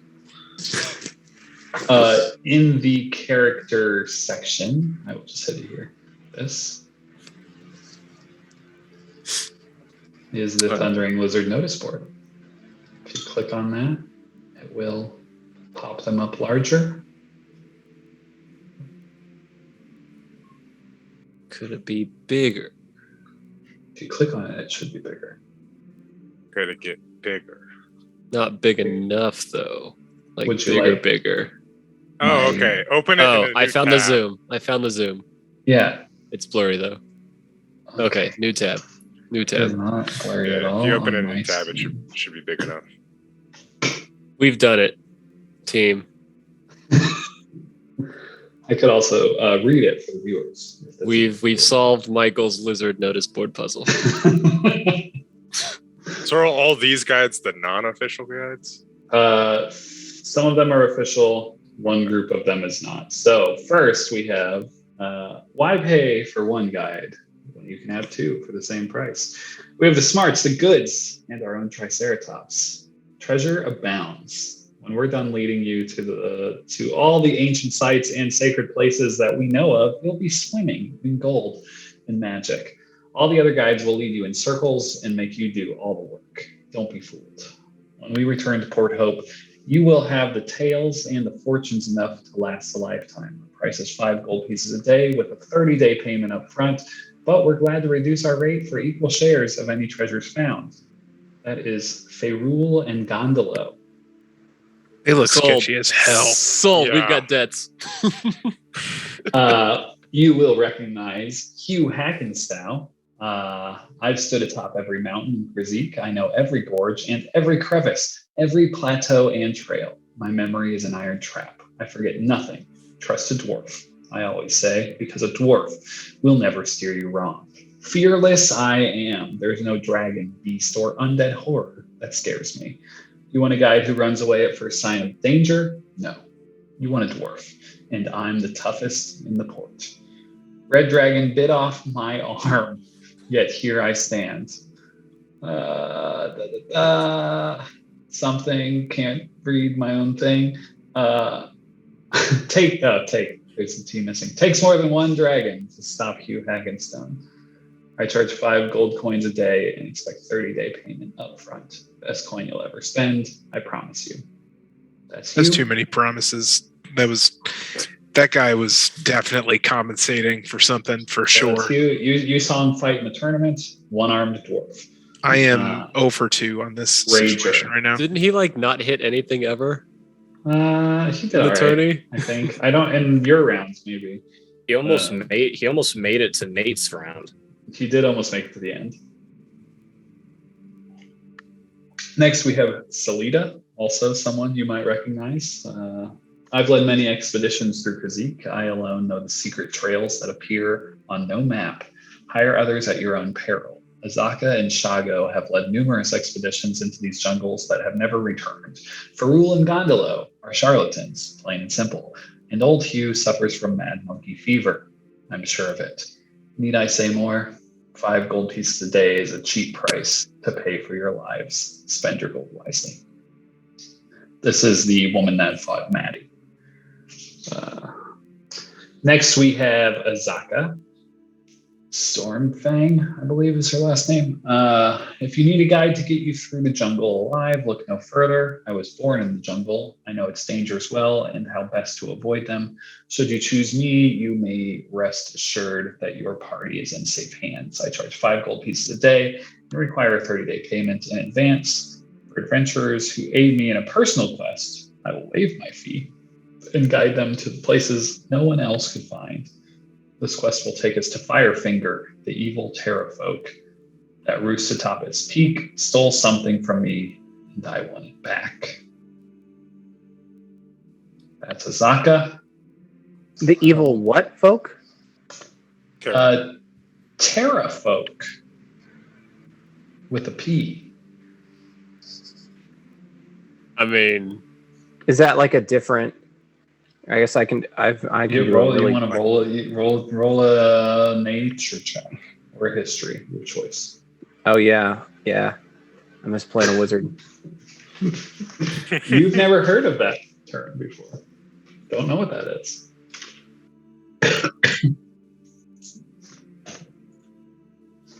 Interesting. Seems like she has her own agenda and needs some muscle. He's my leader in the clubhouse right now. I'm not gonna lie. I was just, I mean, one of the last two, the two ladies, secret routes or secret places. I'll go Same. down to Shago, who Oh, is there's also should be familiar to you. Ask any member of the Flaming Fist. I'm the best there is. Pay no heed to those outside the fist, for they're soft and weak. I'll get you wherever you need to go. Firefinger, Wall, the Peaks of Flame. It doesn't matter. Kazik is full of wonders, and Shago knows the way. I'm not afraid of dinos, bugs, or hard work. I can paddle a canoe, start a fire, forage, whatever you need. This jungle may be full of dangers, but I have a strong arm and the heart of a Tyrannosaurus. Together, we will conquer this land. 5 gold pieces a day, 30-day advance. For that, you get the greatest guide there is. For that, you get the mighty Shago. Shago should be very familiar to you all. Before you tried to beat the shit out of him in round 1 of the tournament. Yeah, that one may be a no-go. I mean, you know, she was hitting hard. She was hitting bombs when she actually struck. Like, she might not be lying about the combat ability. What's to say? And last but not least, beware Jobel and his no-good flunkies. That merchant prince is as trustworthy as a sack of snakes, as are most of his guides. If you choose us, we will never lead you astray. River and Flask are up to the task. That's our motto. Kazik is our playground. We're fast, reliable, and know what we're doing. 5 a day and 30 up front is what Jobel's flunkies demand. We're happy to serve as your guides for only 4 gold pieces a day and nothing more. Even better, we'll waive our fee entirely for equal shares of whatever treasure we help uncover. That is River Mist and Flask of Wine. That is their names. So there's no post about Jobel. So Jobel is the Other than- merchant prince who oversees the guides. So You'll the note- rest, yeah. Yeah, you'll note all I see. 5 of those other ones have a very similar payment method, while River and Flask are not official guides. And if you remember from the session when you first saw this board, their little thing was kind of folded up and kind of tucked away or hidden, not officially put on the board. But these are the guides currently listed at the Thundering Lizard.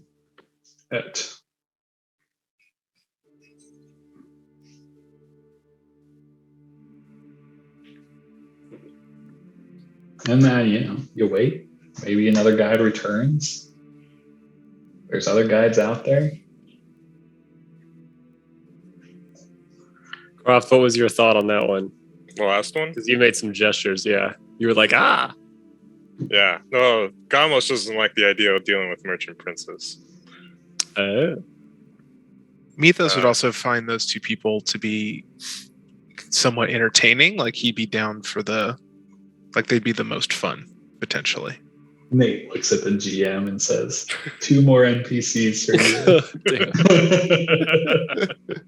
Hey, one of those guys could be Nick. Suddenly one of them, yeah. Or both. You can have 2. At least go talk to him. Yeah, there's a good deal of people here, and obviously their pictures are probably not on these things, but their names all are. So, and if you talk with Pansy, she'd be able to kind of get them a message that someone is seeking to have guides, and you could get an interview with any of them. With any of them. Who do you want? You want interviews? You guys got your interview questions ready?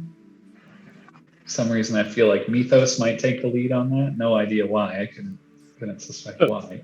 Who could say? I like to interview the one with the Terra folk who grew up in the jungle. Yeah, Zaka.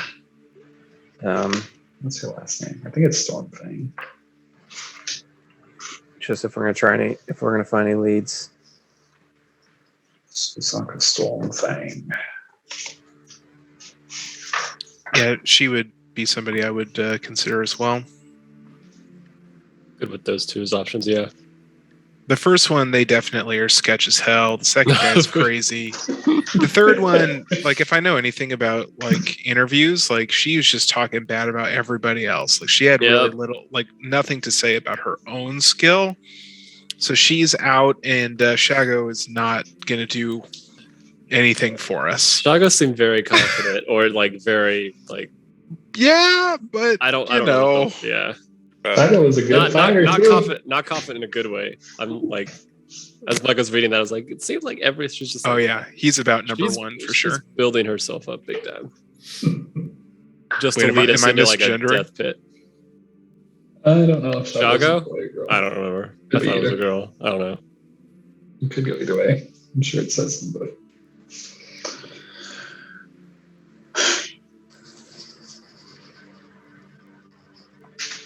Shago is male. Okay. Male. Shago is male.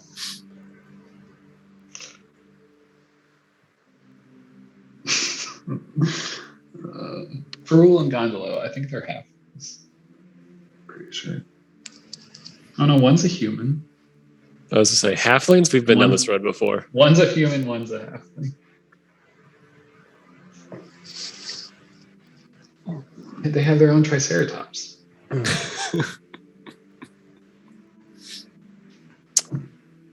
It's also named. So we're going to get an interview with those 2. Let's go interview Terrafolk Lady and freelance team. Love it.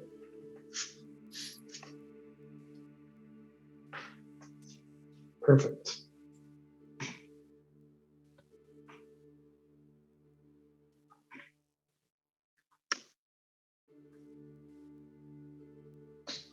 All right, so you ask Pansy.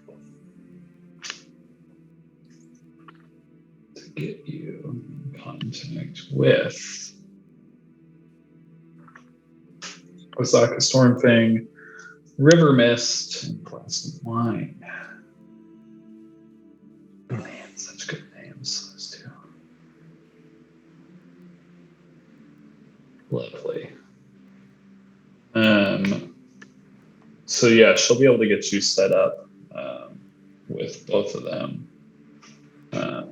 Get them contacted and just kind of tell you to come back later in the day. And so Azaka, we'll start with her. Give you a little rundown of Azaka.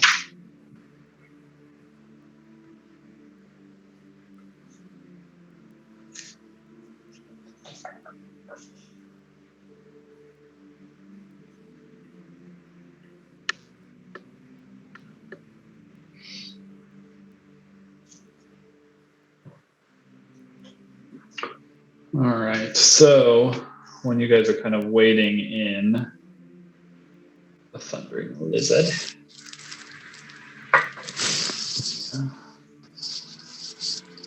the Red Bazaar, it's probably a pretty chill day. The place is a absolute mess from the night before. It is definitely looks like big party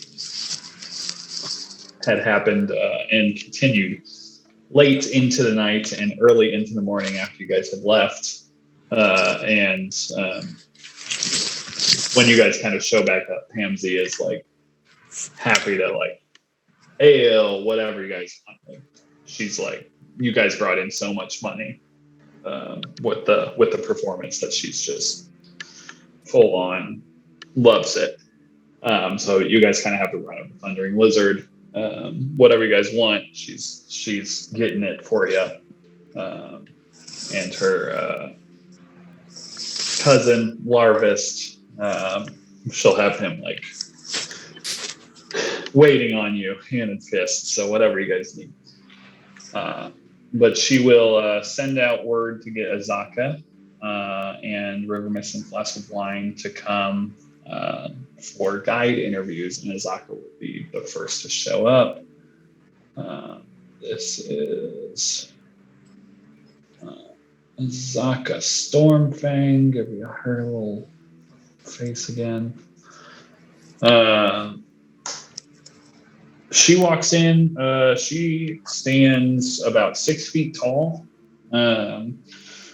somewhere in the neighborhood of 150 pounds. And she just looks built. She looks strong and tough. Her clothing is nothing special. It's just like kind of colored, like dyed robes of, okay make, traveling clothes, if you will. She's got kind of a sack that she's carrying with her with some stuff in it, but obviously it doesn't seem like this is like her normal jungle gear or anything of that nature. And she'll kind of make her way over and kind of see you guys all hanging out around one of the rear tables, and come up to you and kind of give you like a bow. And so I hear you're looking for a guide. Name's Azaka. What are you heading out in the jungle for?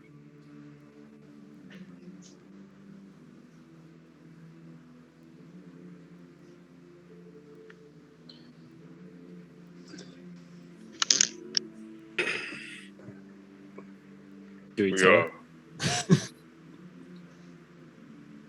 So, we are potentially interested in the Yuan Ti. Did you see what happened to the Jungle Princess yesterday? That was bad stuff. Coliseum. Yes, there was an attack. Yeah, I saw it. Yeah, so we have reason to believe that maybe some of the Yanti are connected to it. So, since we were the ones who saved her life, she was like, "Hey, you should go and figure it out." So we're thinking about going. And you said you grew up in the jungle, so I just was thinking maybe you would know where to point us to find I don't know if there's any Yanti, hiding spots or holdouts or places where they could sneak into the city or mess with things. Yeah, stuff like that. Also, who are the Terra folk? She's like looking at you and like, you haven't heard of the Terra folk. Yeah, they're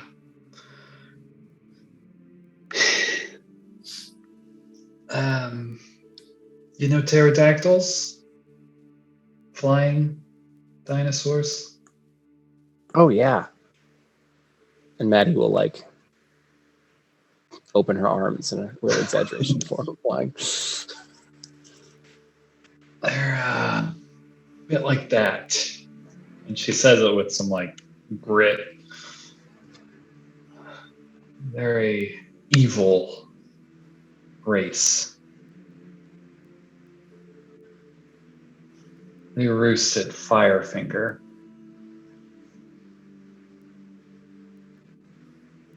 Where is Firefinger? She'll give you like general directions, but not note exactly. It is located. She pointed out in a square on a big empty map. Yeah. She'll kind of give you. What is it? Oh yeah. Okay. Let me actually put you on the map. It'll be easier.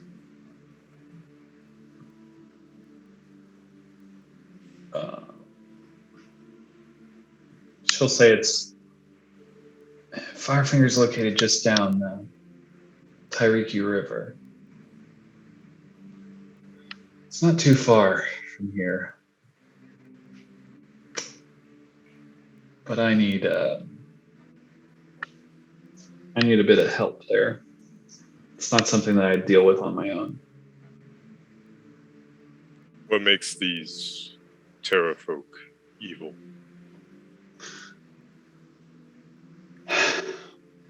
Well, I guess evil is something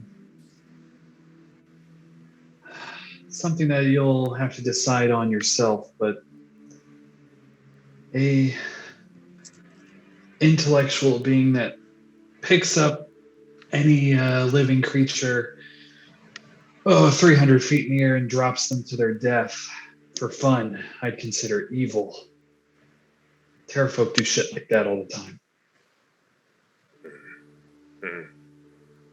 Yeah, good point. Dragons don't do things like that. They would never. There's dragons here. I've never encountered one up close, but they're out there.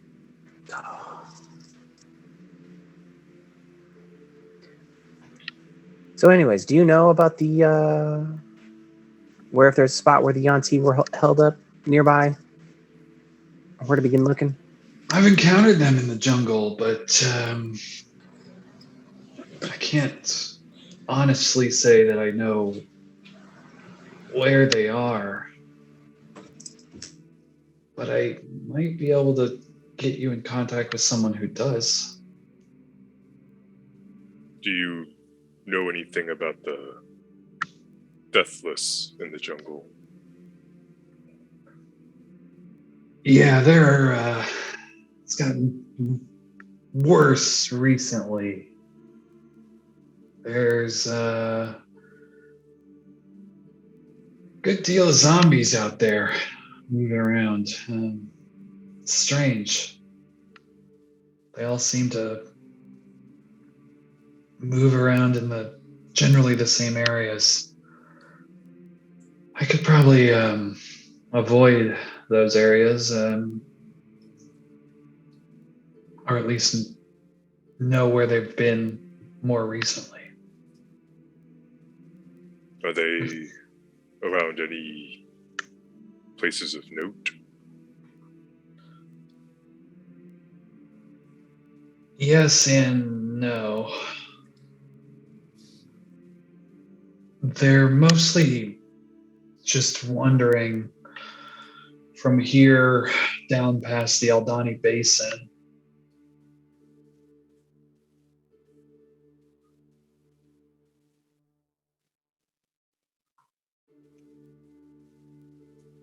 Which she can tell you is kind of like southeast of Umbala.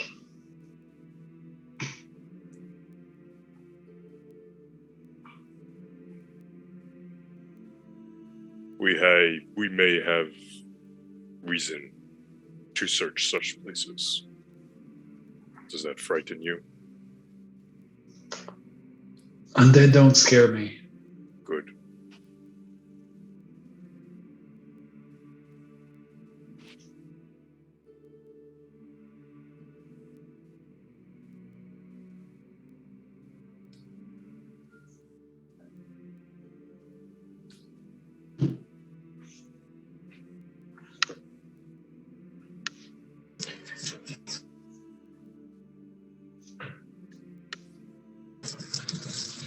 Is that it? Sorry, I stepped away to briefly help with child, but I can't mentioned believe that, you would do such a thing. that you could maybe put into. She could maybe put us in touch with someone who'd know about the Yonti. Yeah. Yes. Can we follow up with that? Who is that person? So a little more complicated than who. More of a what?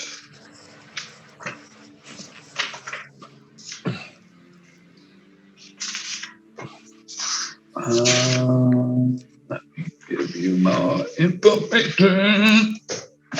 Where is that? There we go.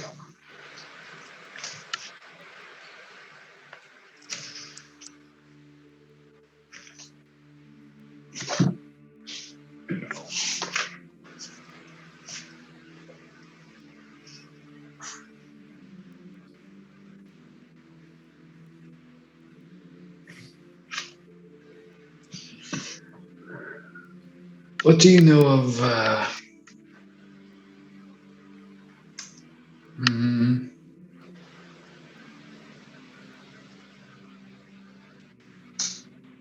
oracles or seers? Do you believe in such things? I know. Augurs were venerated amongst my people. Well, I know of one in the jungle. And if it will see you, well, then it might be able to lead you to where you want to go.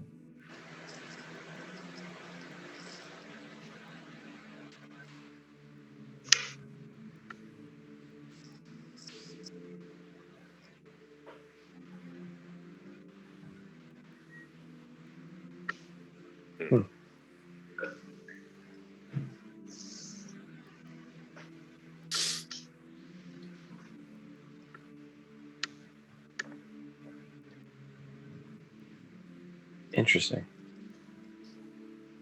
I'll think about that for a little bit.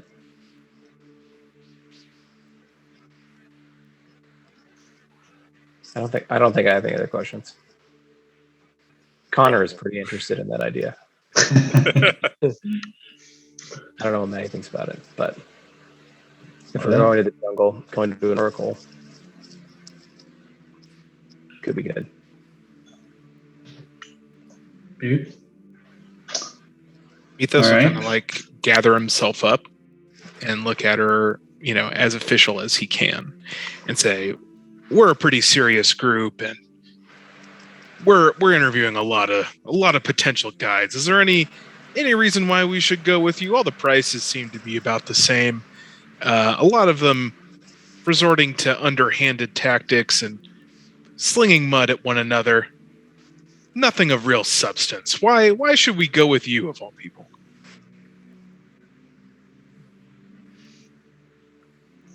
She kind of like looks at you and like I said on my posting, I was born beyond these walls, and I've made it here. I've made it this far with all but a few scars. I know how to survive out there. Some of the other guides here are good people. I know some of them. And they're good at what they do, but I'm flat out better. I'll bring you where you want to go, and I'll get you back. As long as you're not stupid out there. Can I insight check her? Yeah.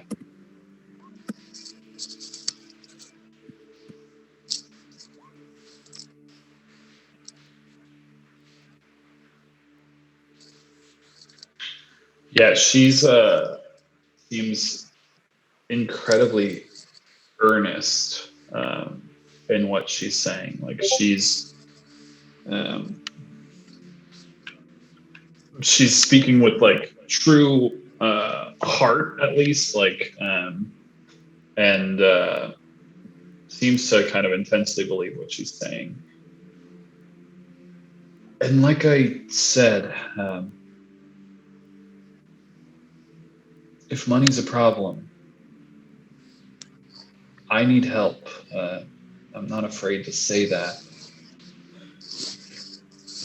And if you help me out, I'll take you wherever you want to go. Free of charge.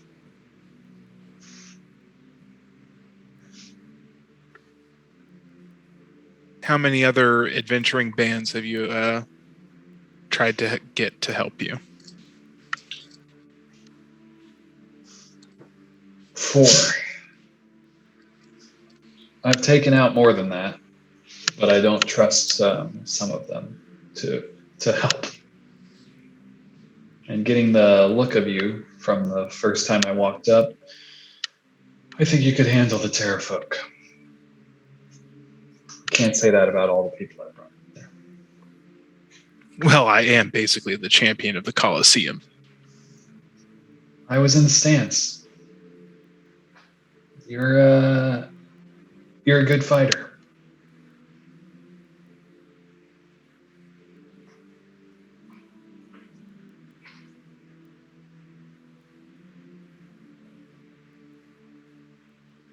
Well, Like, that's all the questions axe, that we have. He was pretty shitty, so I mean, just kidding.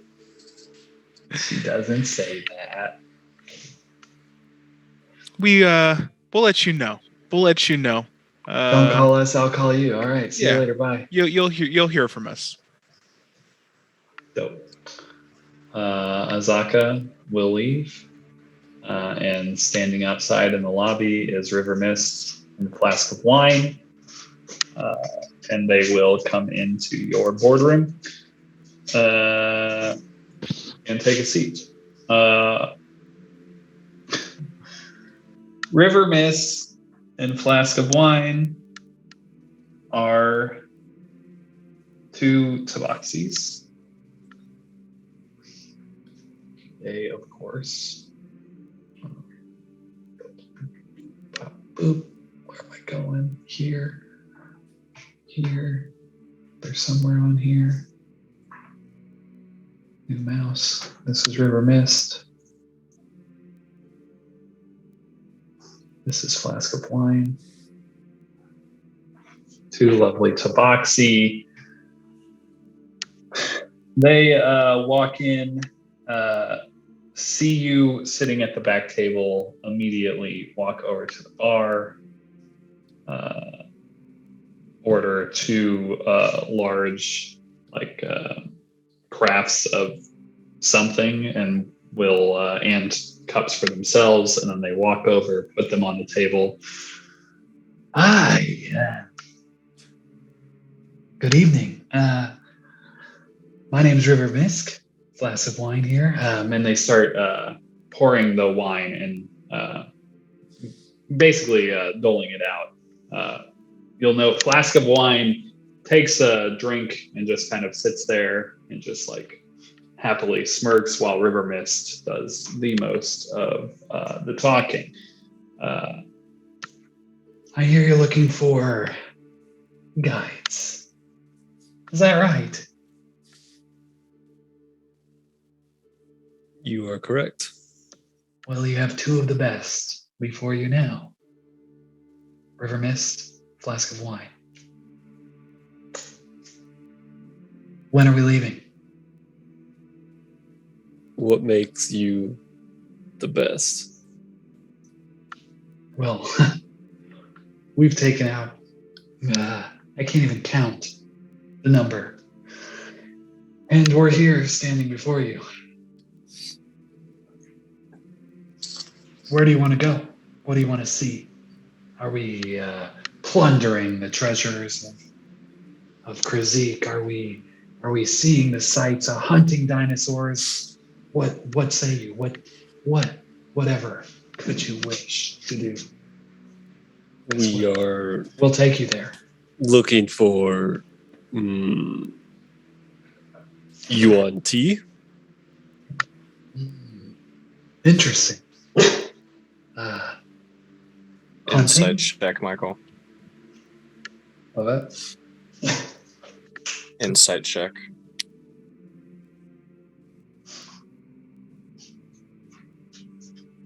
What are you searching for? The vibe I'm getting is these guys are just totally full of shit, and so I'm curious, like, if they're full of shit because they're that good, or they're just like, yeah, no, these guys are snake oil salesmen. No, they had. As far as you can tell, they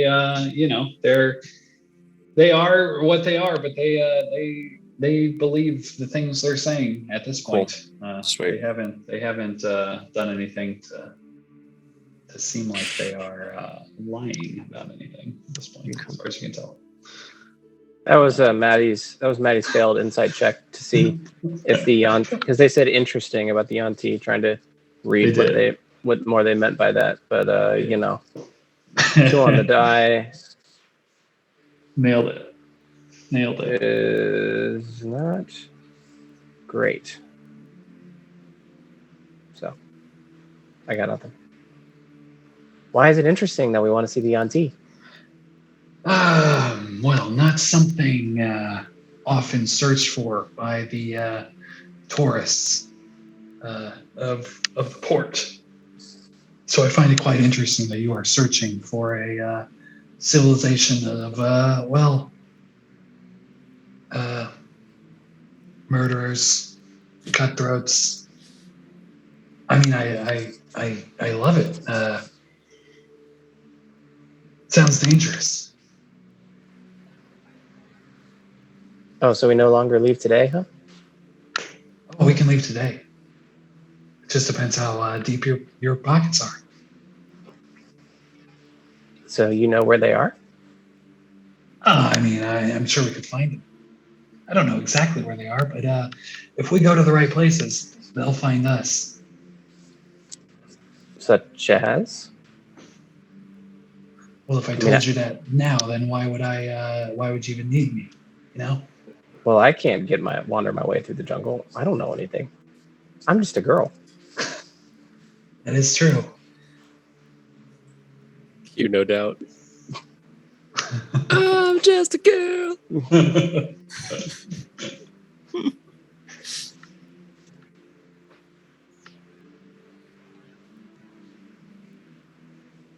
Have you seen any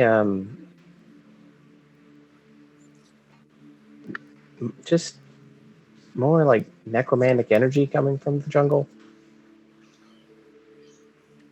She looks over to Flask, and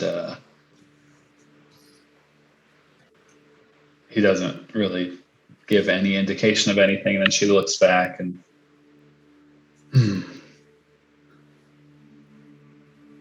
It's curious you say that. There is an old woman out there doing some shady things, I'd say. Yeah, I could take you to someone that does play with the dark arts. Yeah.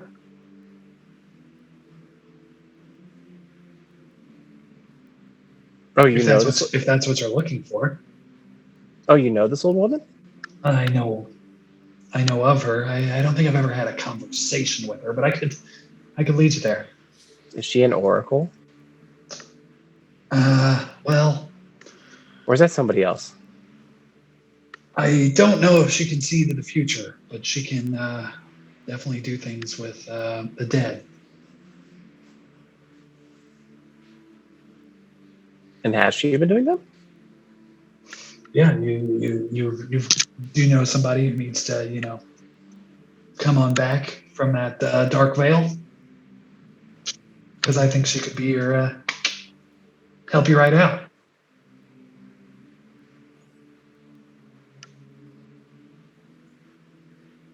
There's all kinds of treasures out in that jungle. She could be one of them to the right person. Most people I know want to take a wide berth of her, though.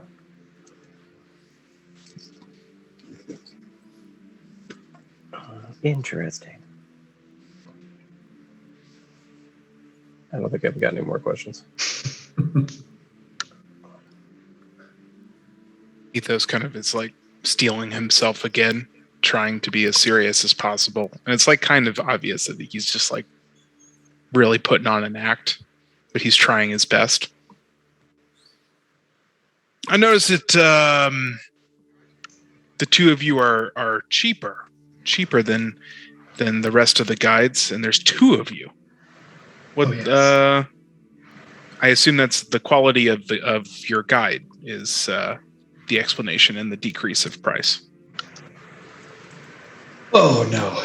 Nothing to do with quality, just about fairness. I don't know if you've noticed 30-day advance, 5 gold pieces a day. That's just Jobel and his flunkies.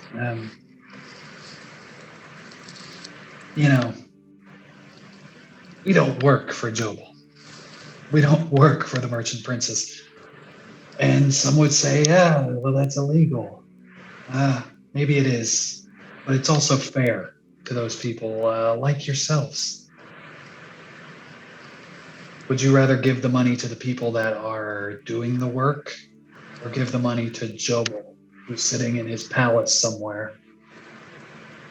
Because those guides, 5 gold pieces a day, 30-day advance, they're not seeing any of it. We have to eat, and all we need is a few gold pieces a day. So that's all we ask for. Isn't that right, Flask?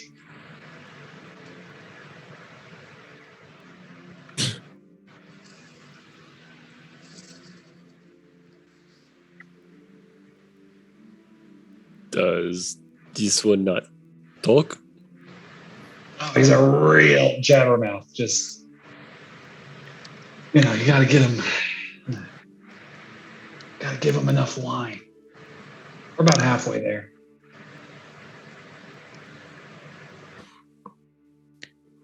Well, we are interviewing other candidates, of course. We need to do our due diligence after all. Of course. Is any parting words as to why we should choose the two of you over some very, very qualified, competent, and legal guides? Yeah, that sounds like that competent. Yeah. I am going to assume that you have not talked to Ferul and Gondolo, because competency is not their strong suit. They do have the they do have the dinosaur, which is cool. Competency.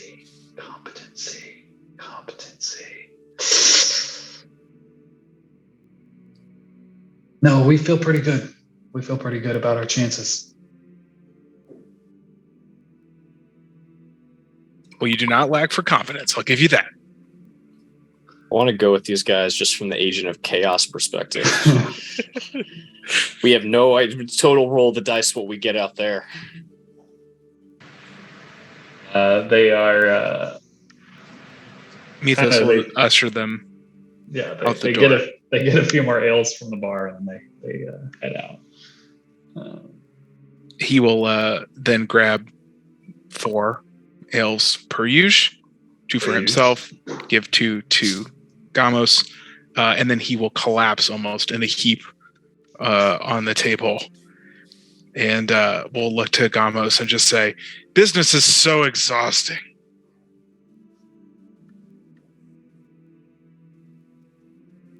Being a hiring manager.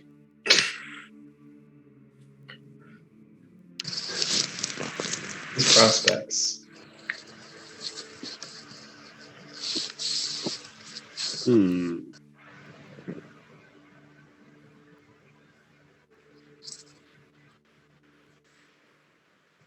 Well, you've interviewed some Tabaxi and Azaka.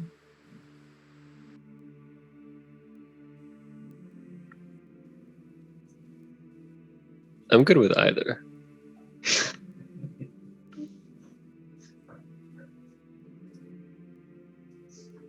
I didn't love say like I didn't love the Tabaxi because their reaction to Yanti was interesting, and that when I was asking like, have you seen more necromancy, they were like, yes, we can take you to a necromancer. Not feeling great about it's like if we wanted to go that route, it'd be more like take us to the necromancer because we're gonna have to fight her. But it was very much like, yeah, you want to go to an yeah, I've noticed more necromancy. Would you like to meet her? That strikes me as maybe they're not the best dudes. Who's to say? And didn't mention the Oracle. So, and the Oracle sounds personally more interesting. But so there you go. Tabaxi did seem pretty sketch, not gonna lie.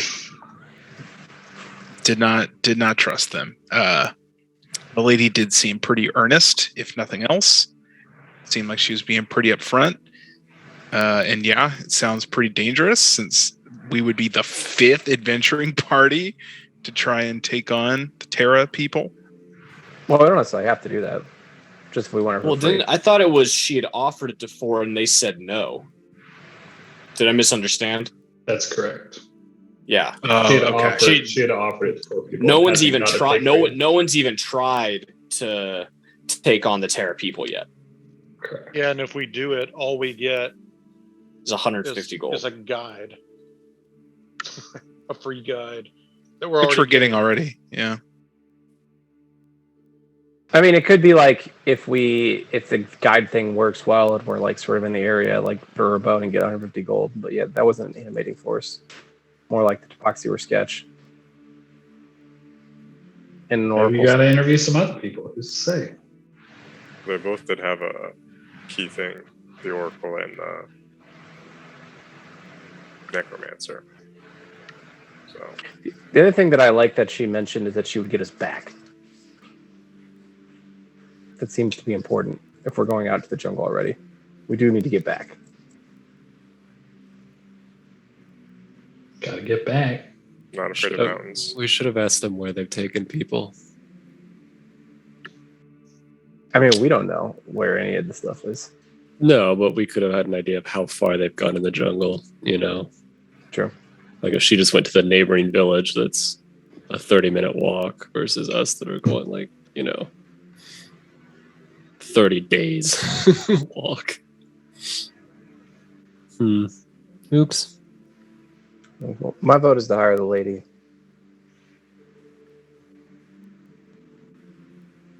Look at all Yeah, these works. friendly faces. Look at them all. Yeah. You take any of these friendly faces. Lady works. I am curious where the Penn and Teller Act goes, though.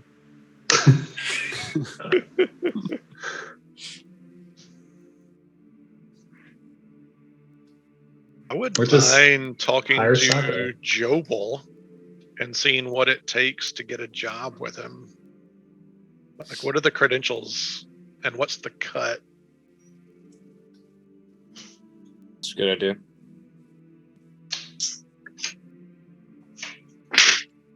The old merchant prince Jobel. Because there might be value there. He might be like licensed and bonded and just have reams and reams of papers of successful testimonials. Or it may just be a grift where he's skimming off the tops of the labor.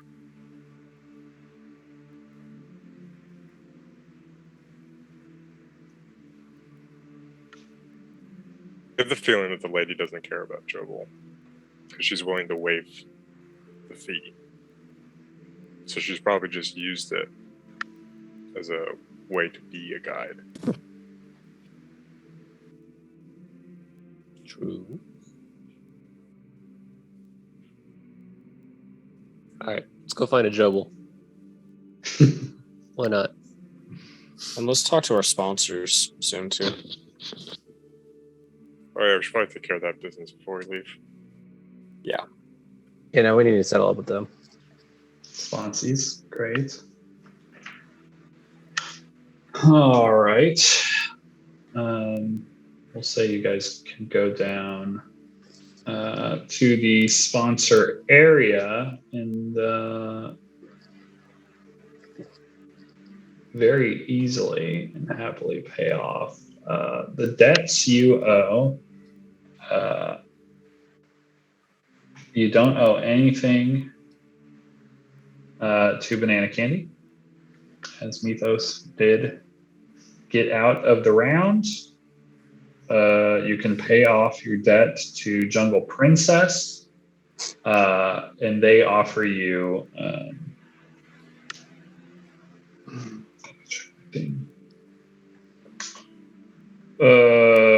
Jungle Princess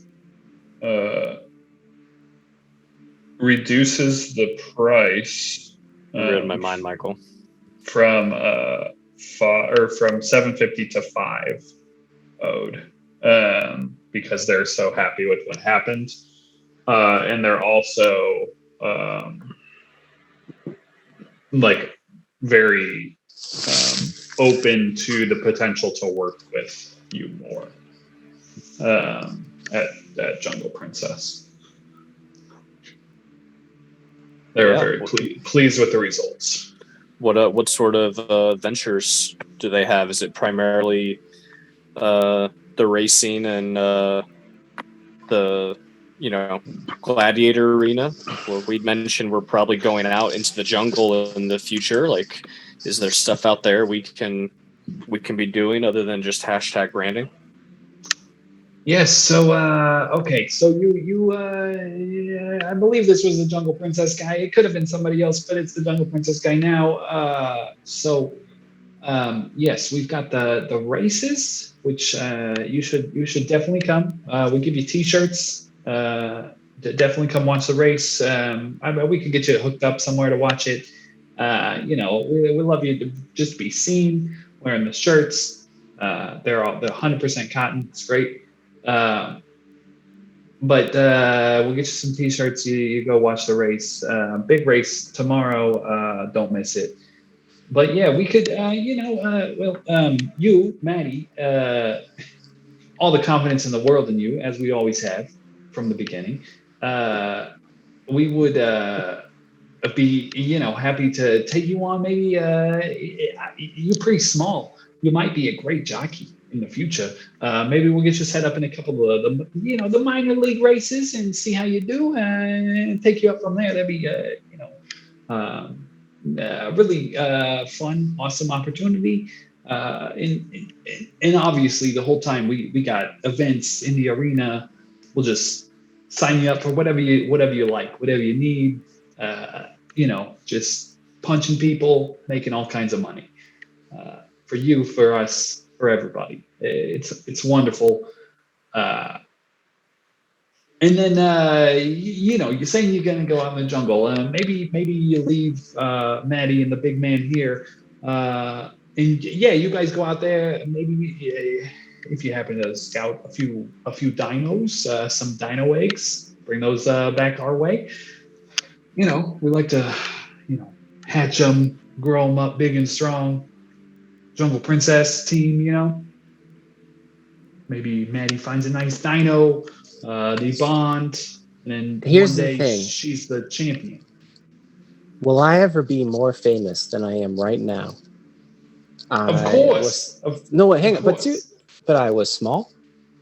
I won 2 fights. One a really spectacular recovery that had no magical help or anything like that at all. Amazing comeback. And then I helped save the assassin. Save the princess from the assassin. I'm running pretty high. I think the only way to capitalize that is stick me on a dinosaur tomorrow. Yes. Oh God. Have you ever ridden a dinosaur before? I will I will try to re-roll with my draconic presence just to get a better roll. I'll assist on this. Can I do that? Yeah. What do you say? Oh, even worse, even better. Well, that might give you advantage. That was the advantage. Advantage on your second roll, but Oh yeah. oh, didn't you see her out there? How nimble and controlled she was. We've come from the Vale, and Maddie's the master of many beasts out there. Surely someone as skilled and athletic as this can take care of a dinosaur, no problem.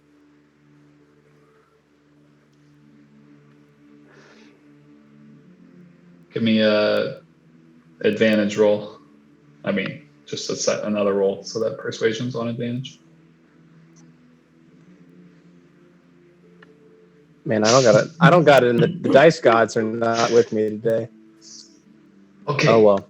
If tomorrow wasn't the big race, I could maybe get you on a dino. But I mean, tomorrow, the Jungle Princess is going to be out there, and I don't think I have the power to get you on that dinosaur. Don't you have other team cars? We've all watched F1. Can't think about being Jungle Princess's number 2. The guy supporting the guy. I mean, Someone to go out there so Jungle Princess can draft, can take the tax from the other racers while the Jungle Princess goes to victory. Lewis Hamilton doesn't win on his own. I've heard of that guy. Okay. That's not a bad thought. And that way, it's a win-win because the Jungle Princess, kind of a big deal. Yeah, she gets her spotlight, but you see the benefit of wow, Maddie, savior of the Merchant Princess, exotic, newly renowned fighter from across the sea, is also wearing the Jungle Princess colors that you can't lose. Have you ever? Oh shit! What do we have?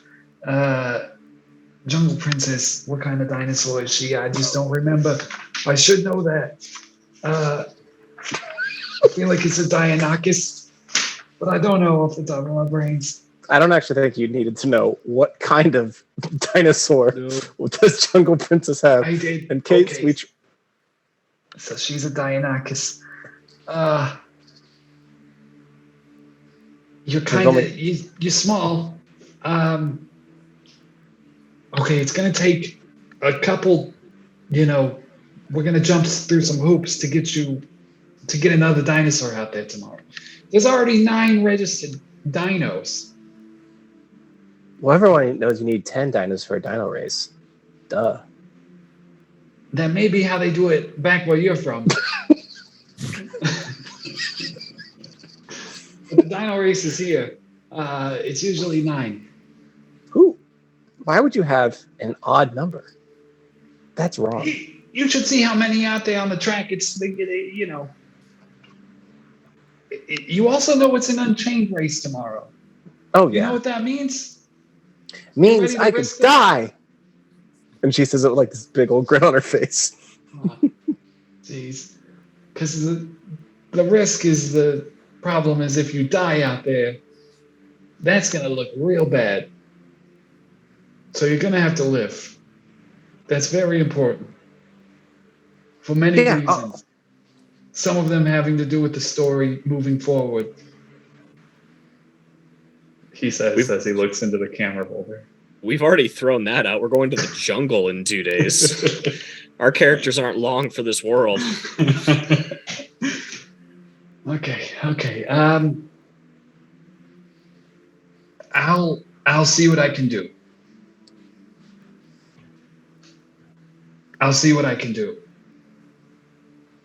Getting you on a dino. I don't know what kind of dino. It's dire straits out here in the dino pens. I don't know what we got available. That fits, the branding. Hashtag be branding. Always be branding.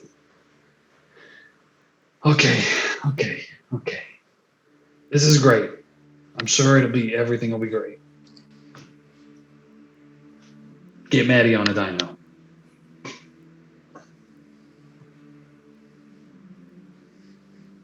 Let's do it. Lovely. You'll love to see it. Get Maddie on a dino in the Unchained race tomorrow. We in. Okay, so you've been boom, beep up.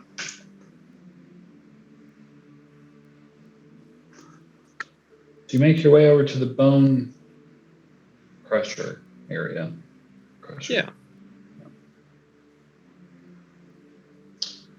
You're met by the same large man who comes out, and I don't remember how he was, but I assume it was not great. He looks upset.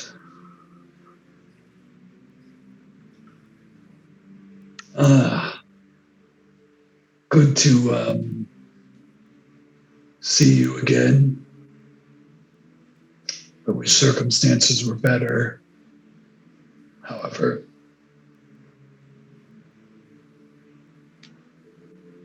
I will say I'm surprised that you came back so soon to pay your debt.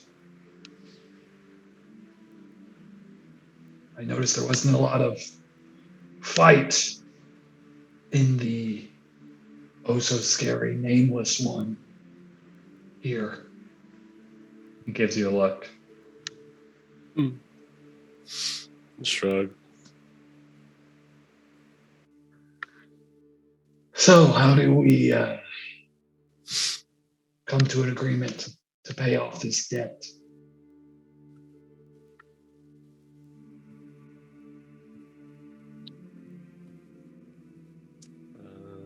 I believe he was sold as a stone cold killer, if I remember right. I think Tiny negotiated this one all on his own. I I'm know nine. he started. I know he Yeah. started to, but then I believe I'm- there was some help. I believe there was some Gamos. No, Mythos assistance. Someone assisted, I believe.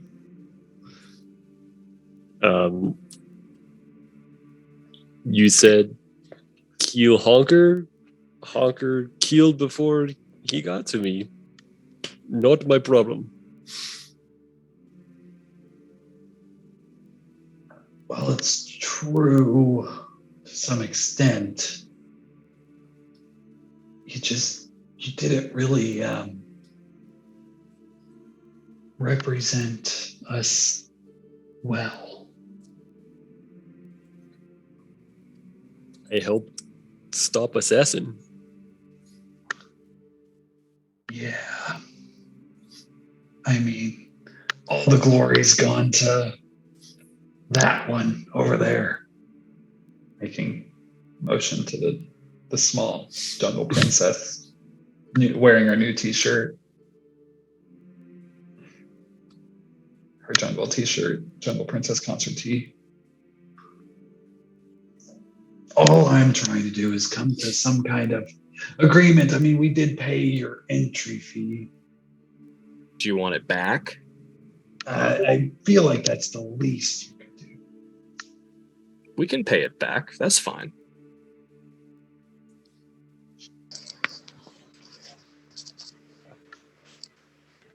We can do that and then just go our separate ways. Wonderful. Can I get an insight check? Yeah, definitely. Ooh.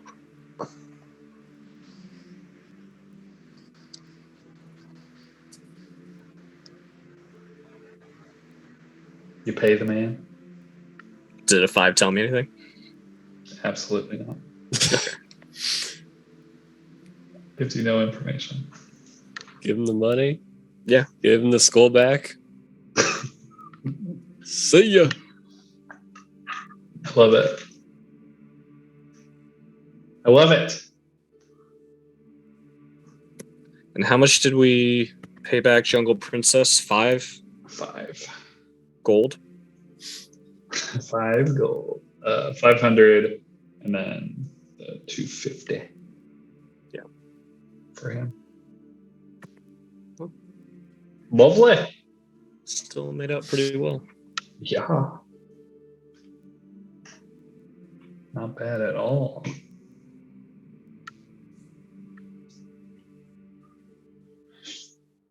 All right. By this time, you probably can make your way back to the Keen's place, where the body will be waiting for you. If that is something you still want to inspect. Sure. Love it. So she has it guarded and placed away in a upstairs bedroom. When you get there, and she will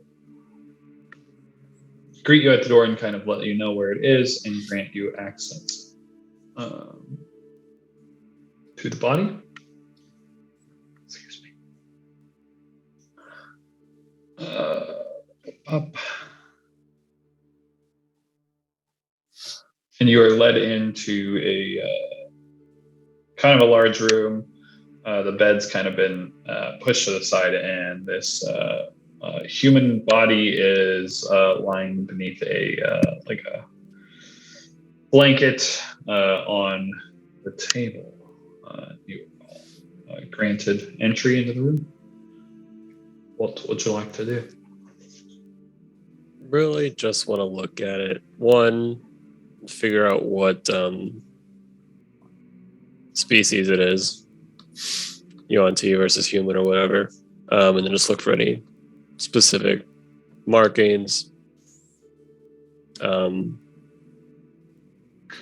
jewelry, tattoos, whatever's. Yeah, roll a investigation check and followed by a medicine check.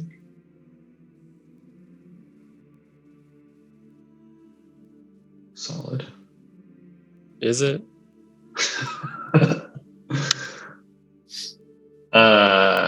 Yeah, you don't seem to find anything of immediate interest. Appears to be human.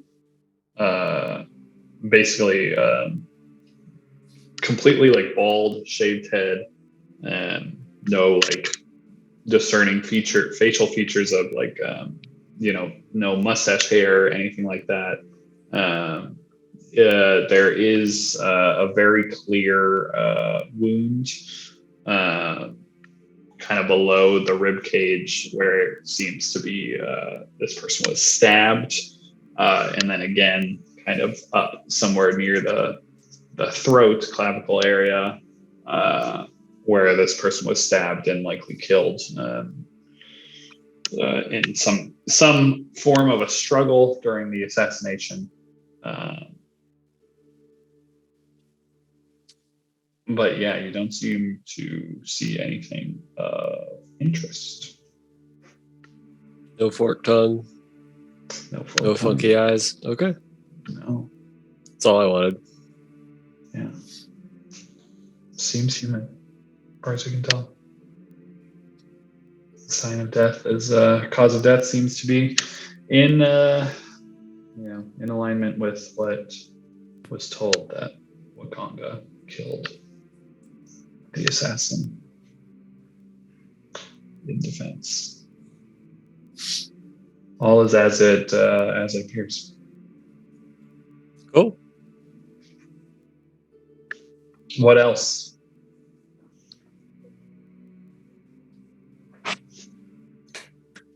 Anything? Do we still care about the guy who's alive? The assassin that's alive. Are they gonna try to bring back that assassin at all, like from the dead? The assassin They- didn't die. This one One in is front of us. obviously dead. Yeah, they have not tried to bring this one back. Are they going to? They were not planning on it as far as. Okay. Yeah.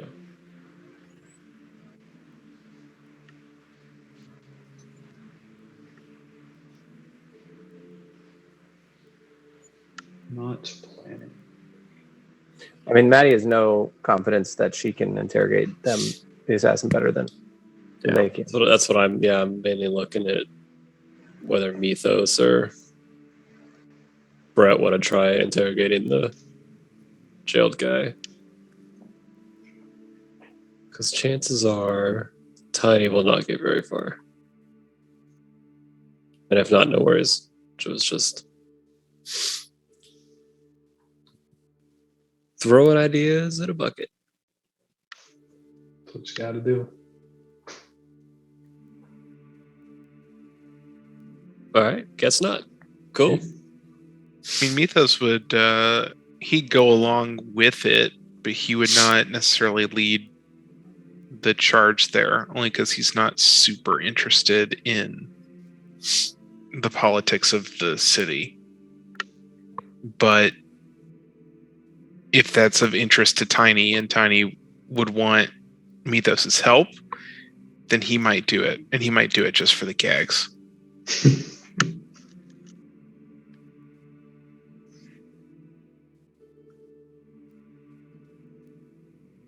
I don't particularly think Tiny would be really pushing it, just because we've pretty much got our, we need to go to the jungle. We need to go investigate this. We found our way into the jungle. Does it really matter what this guy in jail has to say or what the guy in jail is? Is that really going to affect anything else? So yeah, I think it was just an idea that I had out of game. In game, I don't think Tiny would have. We looked at the dead one; it was human. We could go look at the live guy and see if he was human, but otherwise, he's not particularly interested in interrogating him per se. Is he a labyrinthine elf, or was that just a We like did. I guess a different I guess token? We did kind Oh of. yeah, no, He was an elf. It was just an elf. That's just the assassin token. He is not. He was a human. Both were human. I guess that's true. We did fight him, so we probably know what he is. So, yeah, The no, elf. The elf Tiny was would a have no- fighter. yeah, no reason to go talk to him. That was just another idea. So, Reason to go. Talk to Yeah. a bad assassin. bad assassin, Chooses to assassinate in a coliseum, right? watched by everybody, Big show. while the other assassination is in secret. Good question. Thought it could pop in, But- stab, pop out. Bye. Almost doesn't care about that. No.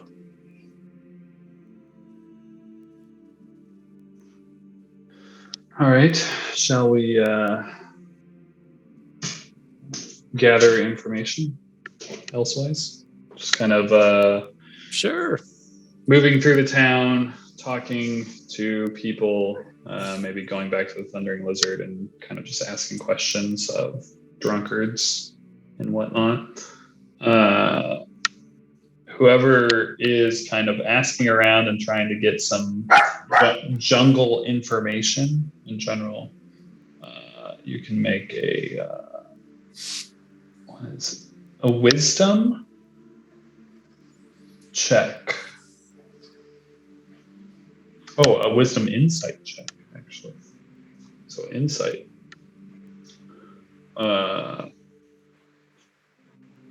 Just kind of asking around the crowd if the Thundering Lizard or wherever else you may be interested. And I may be able to give you some information.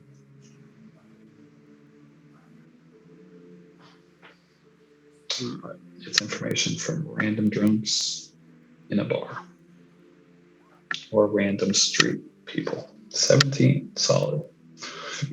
First half decent roll on the night. Yeah. Could Gamos just like eavesdrop on people instead? Yeah, I would same thing. I would take an insight, make it just be eavesdropping. Perfect. That's much better. Lovely.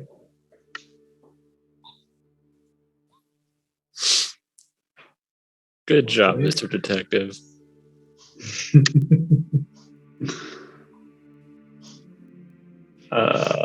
Maddie, Tiny, Mythos can maybe give you some stuff.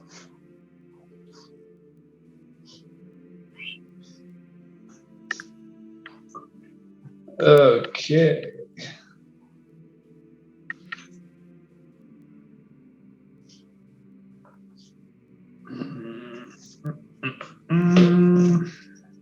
Let's see.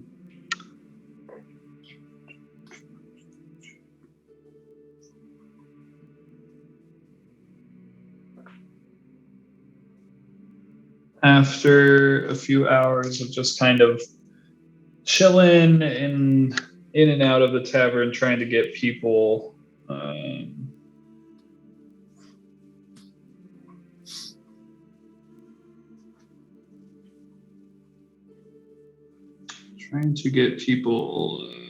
to kind of give you some info about random things. These are the interesting bits that you picked up. This is good. Maddie,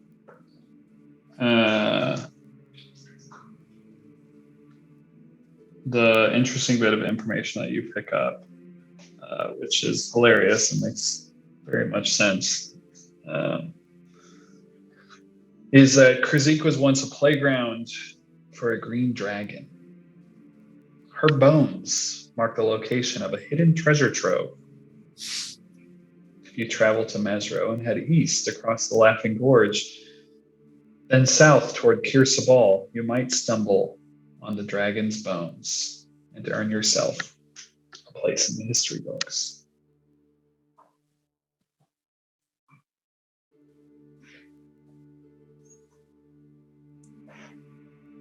Here's a map.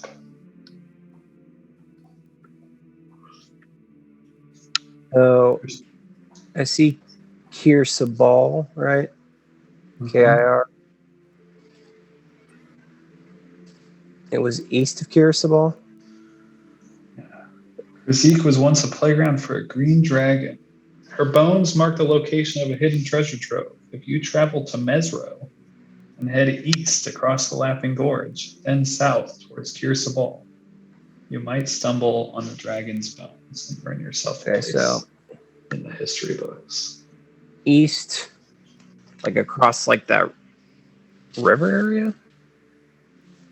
Something south? Okay.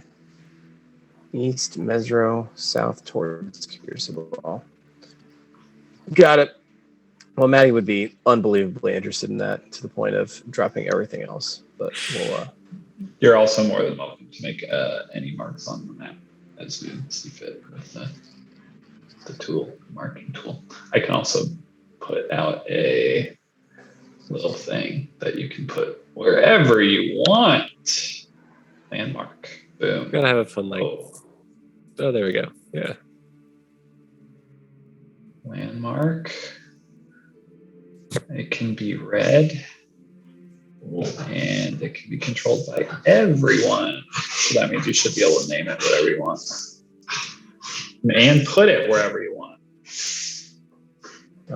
Somewhere like there ish. Dragon bones. Dragon Bones. There be dragon bones. Barbie Dragon Bones. RB Dragons. Okay, who was the best? Tiny overheard.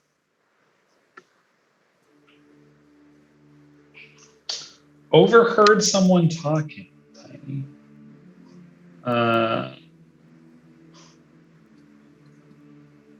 About the main portion is watch out for any mist with a blue tinge to it. It spreads a fever that drives people mad. That is the most intriguing bit of information that you pick up when Okay. hearing some people talking about the jungle.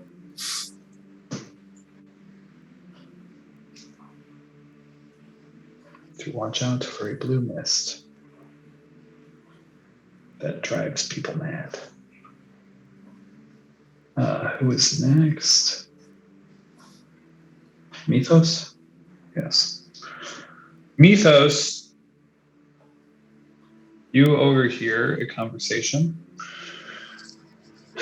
about a ruined city that lies up the River Tath, past Kahakla Gorge. Supposedly, no one's explored past the gorge, but that's not true. It's just that the few who made it out alive mostly keep quiet about what they found there. I have it on good authority that the ruins are guarded by a Naga, who is both wise and generous. Sounds like a snake. Naga. A slitherous snake. A ruined city lies up the River Tath, past Kahakla Gorge. Supposedly, no one's explored past the gorge, but that's not true.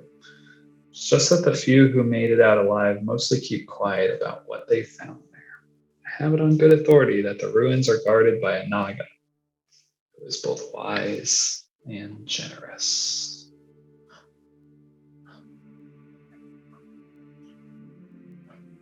Here's another thing. This one can be green. Put it wherever you want. I'll label this one Dragon Nameplate. Oh, there you go. Perfect. Somebody already did. Now it's named. Or see, I typed it, just didn't show up. That works. Naga? I think it's because the nameplate isn't showing. Okay, you should be able to put whatever you want in there. Up the river cat past Kahaka, supposedly blah, blah, blah. Okay. Boom. And Brett, did you want to roll? I did. Sorry, I whispered. I had to step there you away. go. What is it? You're good. Insight? Yeah, just a straight up insight.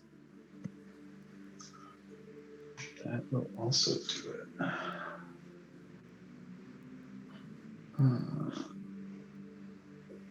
We've done it. Covered or not.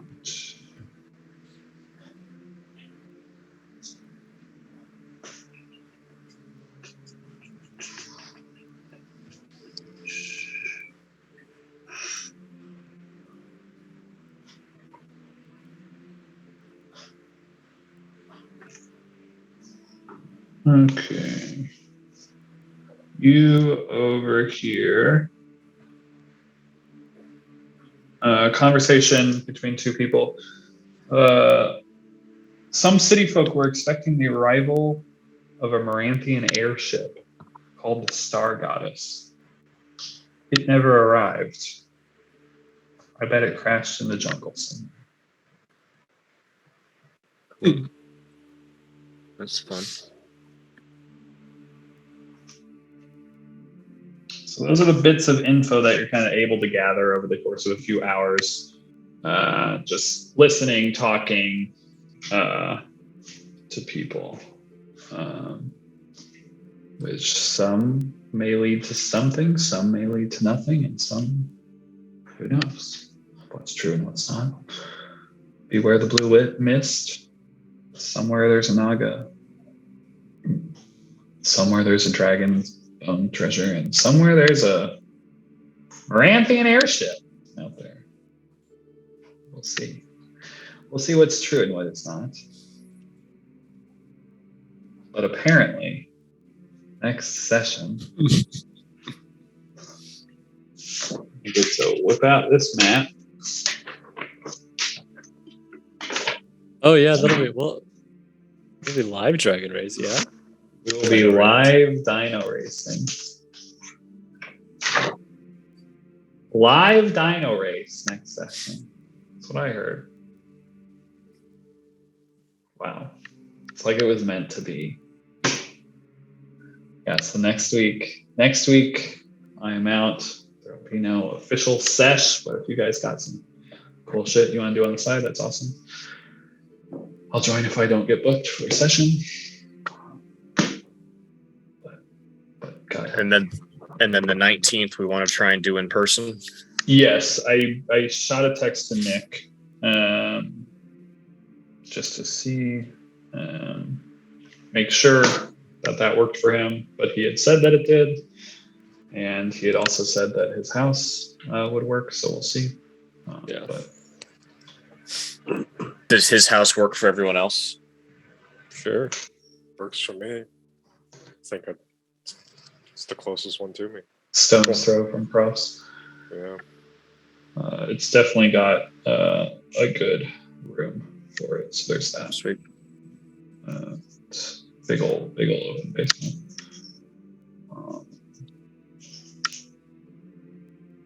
That'd be dope. Real life D&D. You said we're not doing anything next week? Yeah, so nothing next week. I'll be in Orlando for work. Have late sessions. Well, I'm open for late sessions. I don't know if I'll have them.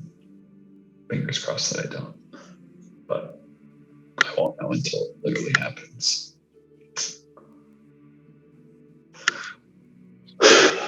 So yeah, but if you guys, somebody wants to do one shot or one shot plus, Preston had some ideas about doing something.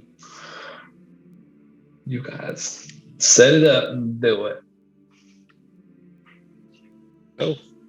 But then, Rawr. real life dino races. That'll be a great one for Nick to be at. Yeah, pretty awesome. It's a pretty good one. Dino races I made a long time ago because the book is really no fun for dino races. They have odds and stuff and basically are like, let the people roll dice. And if they hit the dice odds, they win money. It's like, that's really not fun. So I made dino races a long time ago when I was originally planning this campaign, and I'm trying to unearth all of that. And so we'll have real dino races. So even if your characters aren't racing, even though one character will, you'll be running. Everyone will run a dino in a dino Sweet. racer. And only one of you will have stakes in the game, and the rest of you will be trying to murder Connor's character. Yeah. It'll be great. It'll be great. I don't know if we'll draw them out of a hat or if you guys can just pick them. I don't give a shit. But it'll be fun.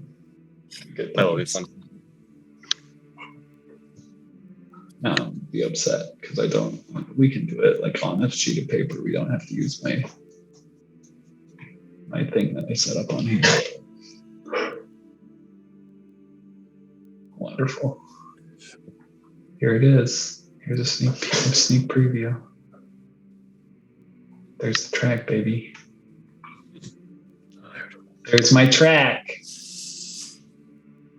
It might change now that I've got time. It might get even more exciting. Just to say, get excited. That is cool. I don't even know who my money's on. Banana candy? Jungle Princess, also known as Doug. Big honker. Probably not Thunder, but maybe, who knows? Be great. Can't wait. This is literally the reason that the book was purchased, was Dino Races. I remember when we were playing Strahd, and we read that this book was coming out, and then the like press release talked about Dino Races. I was like, well, gonna have to buy that. Got to. And I was severely disappointed by the rules in the book for Dino Races because there just aren't any. Not the first time from Wizards. Yeah. It's just like, oh, blah, blah, blah, blah, blah. Let him do a race. And it's just not that fun. We'll see. Who knows if my rules will be fun either. It'll be fun either way. People love a dino race. And what could go wrong? Absolutely nothing. Absolutely nothing. Oh, all right then. The mystery continues to unravel. Will we get to roll the real dice? Realist. Yeah. Nice. You I'll might bring have said my- that. I'm sorry. I'll bring my bag. I'll bring my whole bag of dice. Be great. You want me to bring minis? Yeah, you got some dinos? Sure. I don't know if I have dinosaurs, but I got a box of minis. Yeah, I'll bring. I've got random minis. I'll bring some. But I'll see if, I've got no dinos. How about like dinosaurs that are like children's toys? Is this, Oh, yeah, hell yeah. who's got baby? Oh, Yeah, yeah. who's got baby dinosaur toys? Yeah. I love it. I'd have to go to a parent's house. Okay, bring whatever. You got minis, bring them. Yeah. I'm sure we'll have something. I've got my big sketch pad of grid paper, so probably use that. Like old times. I'm gonna be doing a bunch of dexterity checks, right? There's definitely some checks. I bet there's some Dexterity. animal handling too, right? Hmm. Hmm. There Hope it is.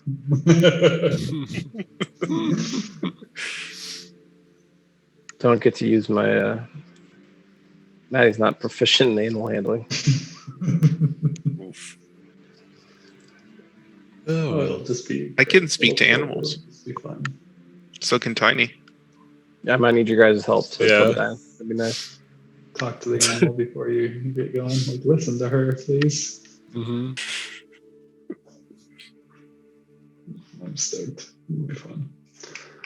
And then the jungle awaits. To the jungle. Yeah. Yeah. Feel that crazy weird shit in there. Blue Awesome. mist, A lot of stuff zombies, there. snake people. Oracles, necromancy. Yeah. Got everything. Got What everything. more could you want? Yeah. Treasure, lost civilizations. I love that Maddie rolled the dragon. It's funny. Yeah, the dragon one. That was like. If you wouldn't have been rolling the percentage die, I'd have been like, "All right, Michael, they're, laid it on thick here." they're out there. It's good stuff. What does that mean for Saru's backstory and his connection to dragons? This is It's still there. Sure, we could be setting it up and not even know it. It is still there. Yet to be unboxed. I might need Children need to know. But there are plans. There are plans. Don't worry. I might need some bardic inspiration or some guidance. Yeah. That is true. We will rest before. Yeah. Yeah, you'll definitely be rested. Yeah. We could do I some mean, you spiritual. just We could do rested some again. spiritual guidance. Some spiritual guidance. Back the deck. Some enhanced abilities. Yeah. And then bet the house. Yeah. We got some buffs to give. Then bet the house on Maddie and some kind of raptor.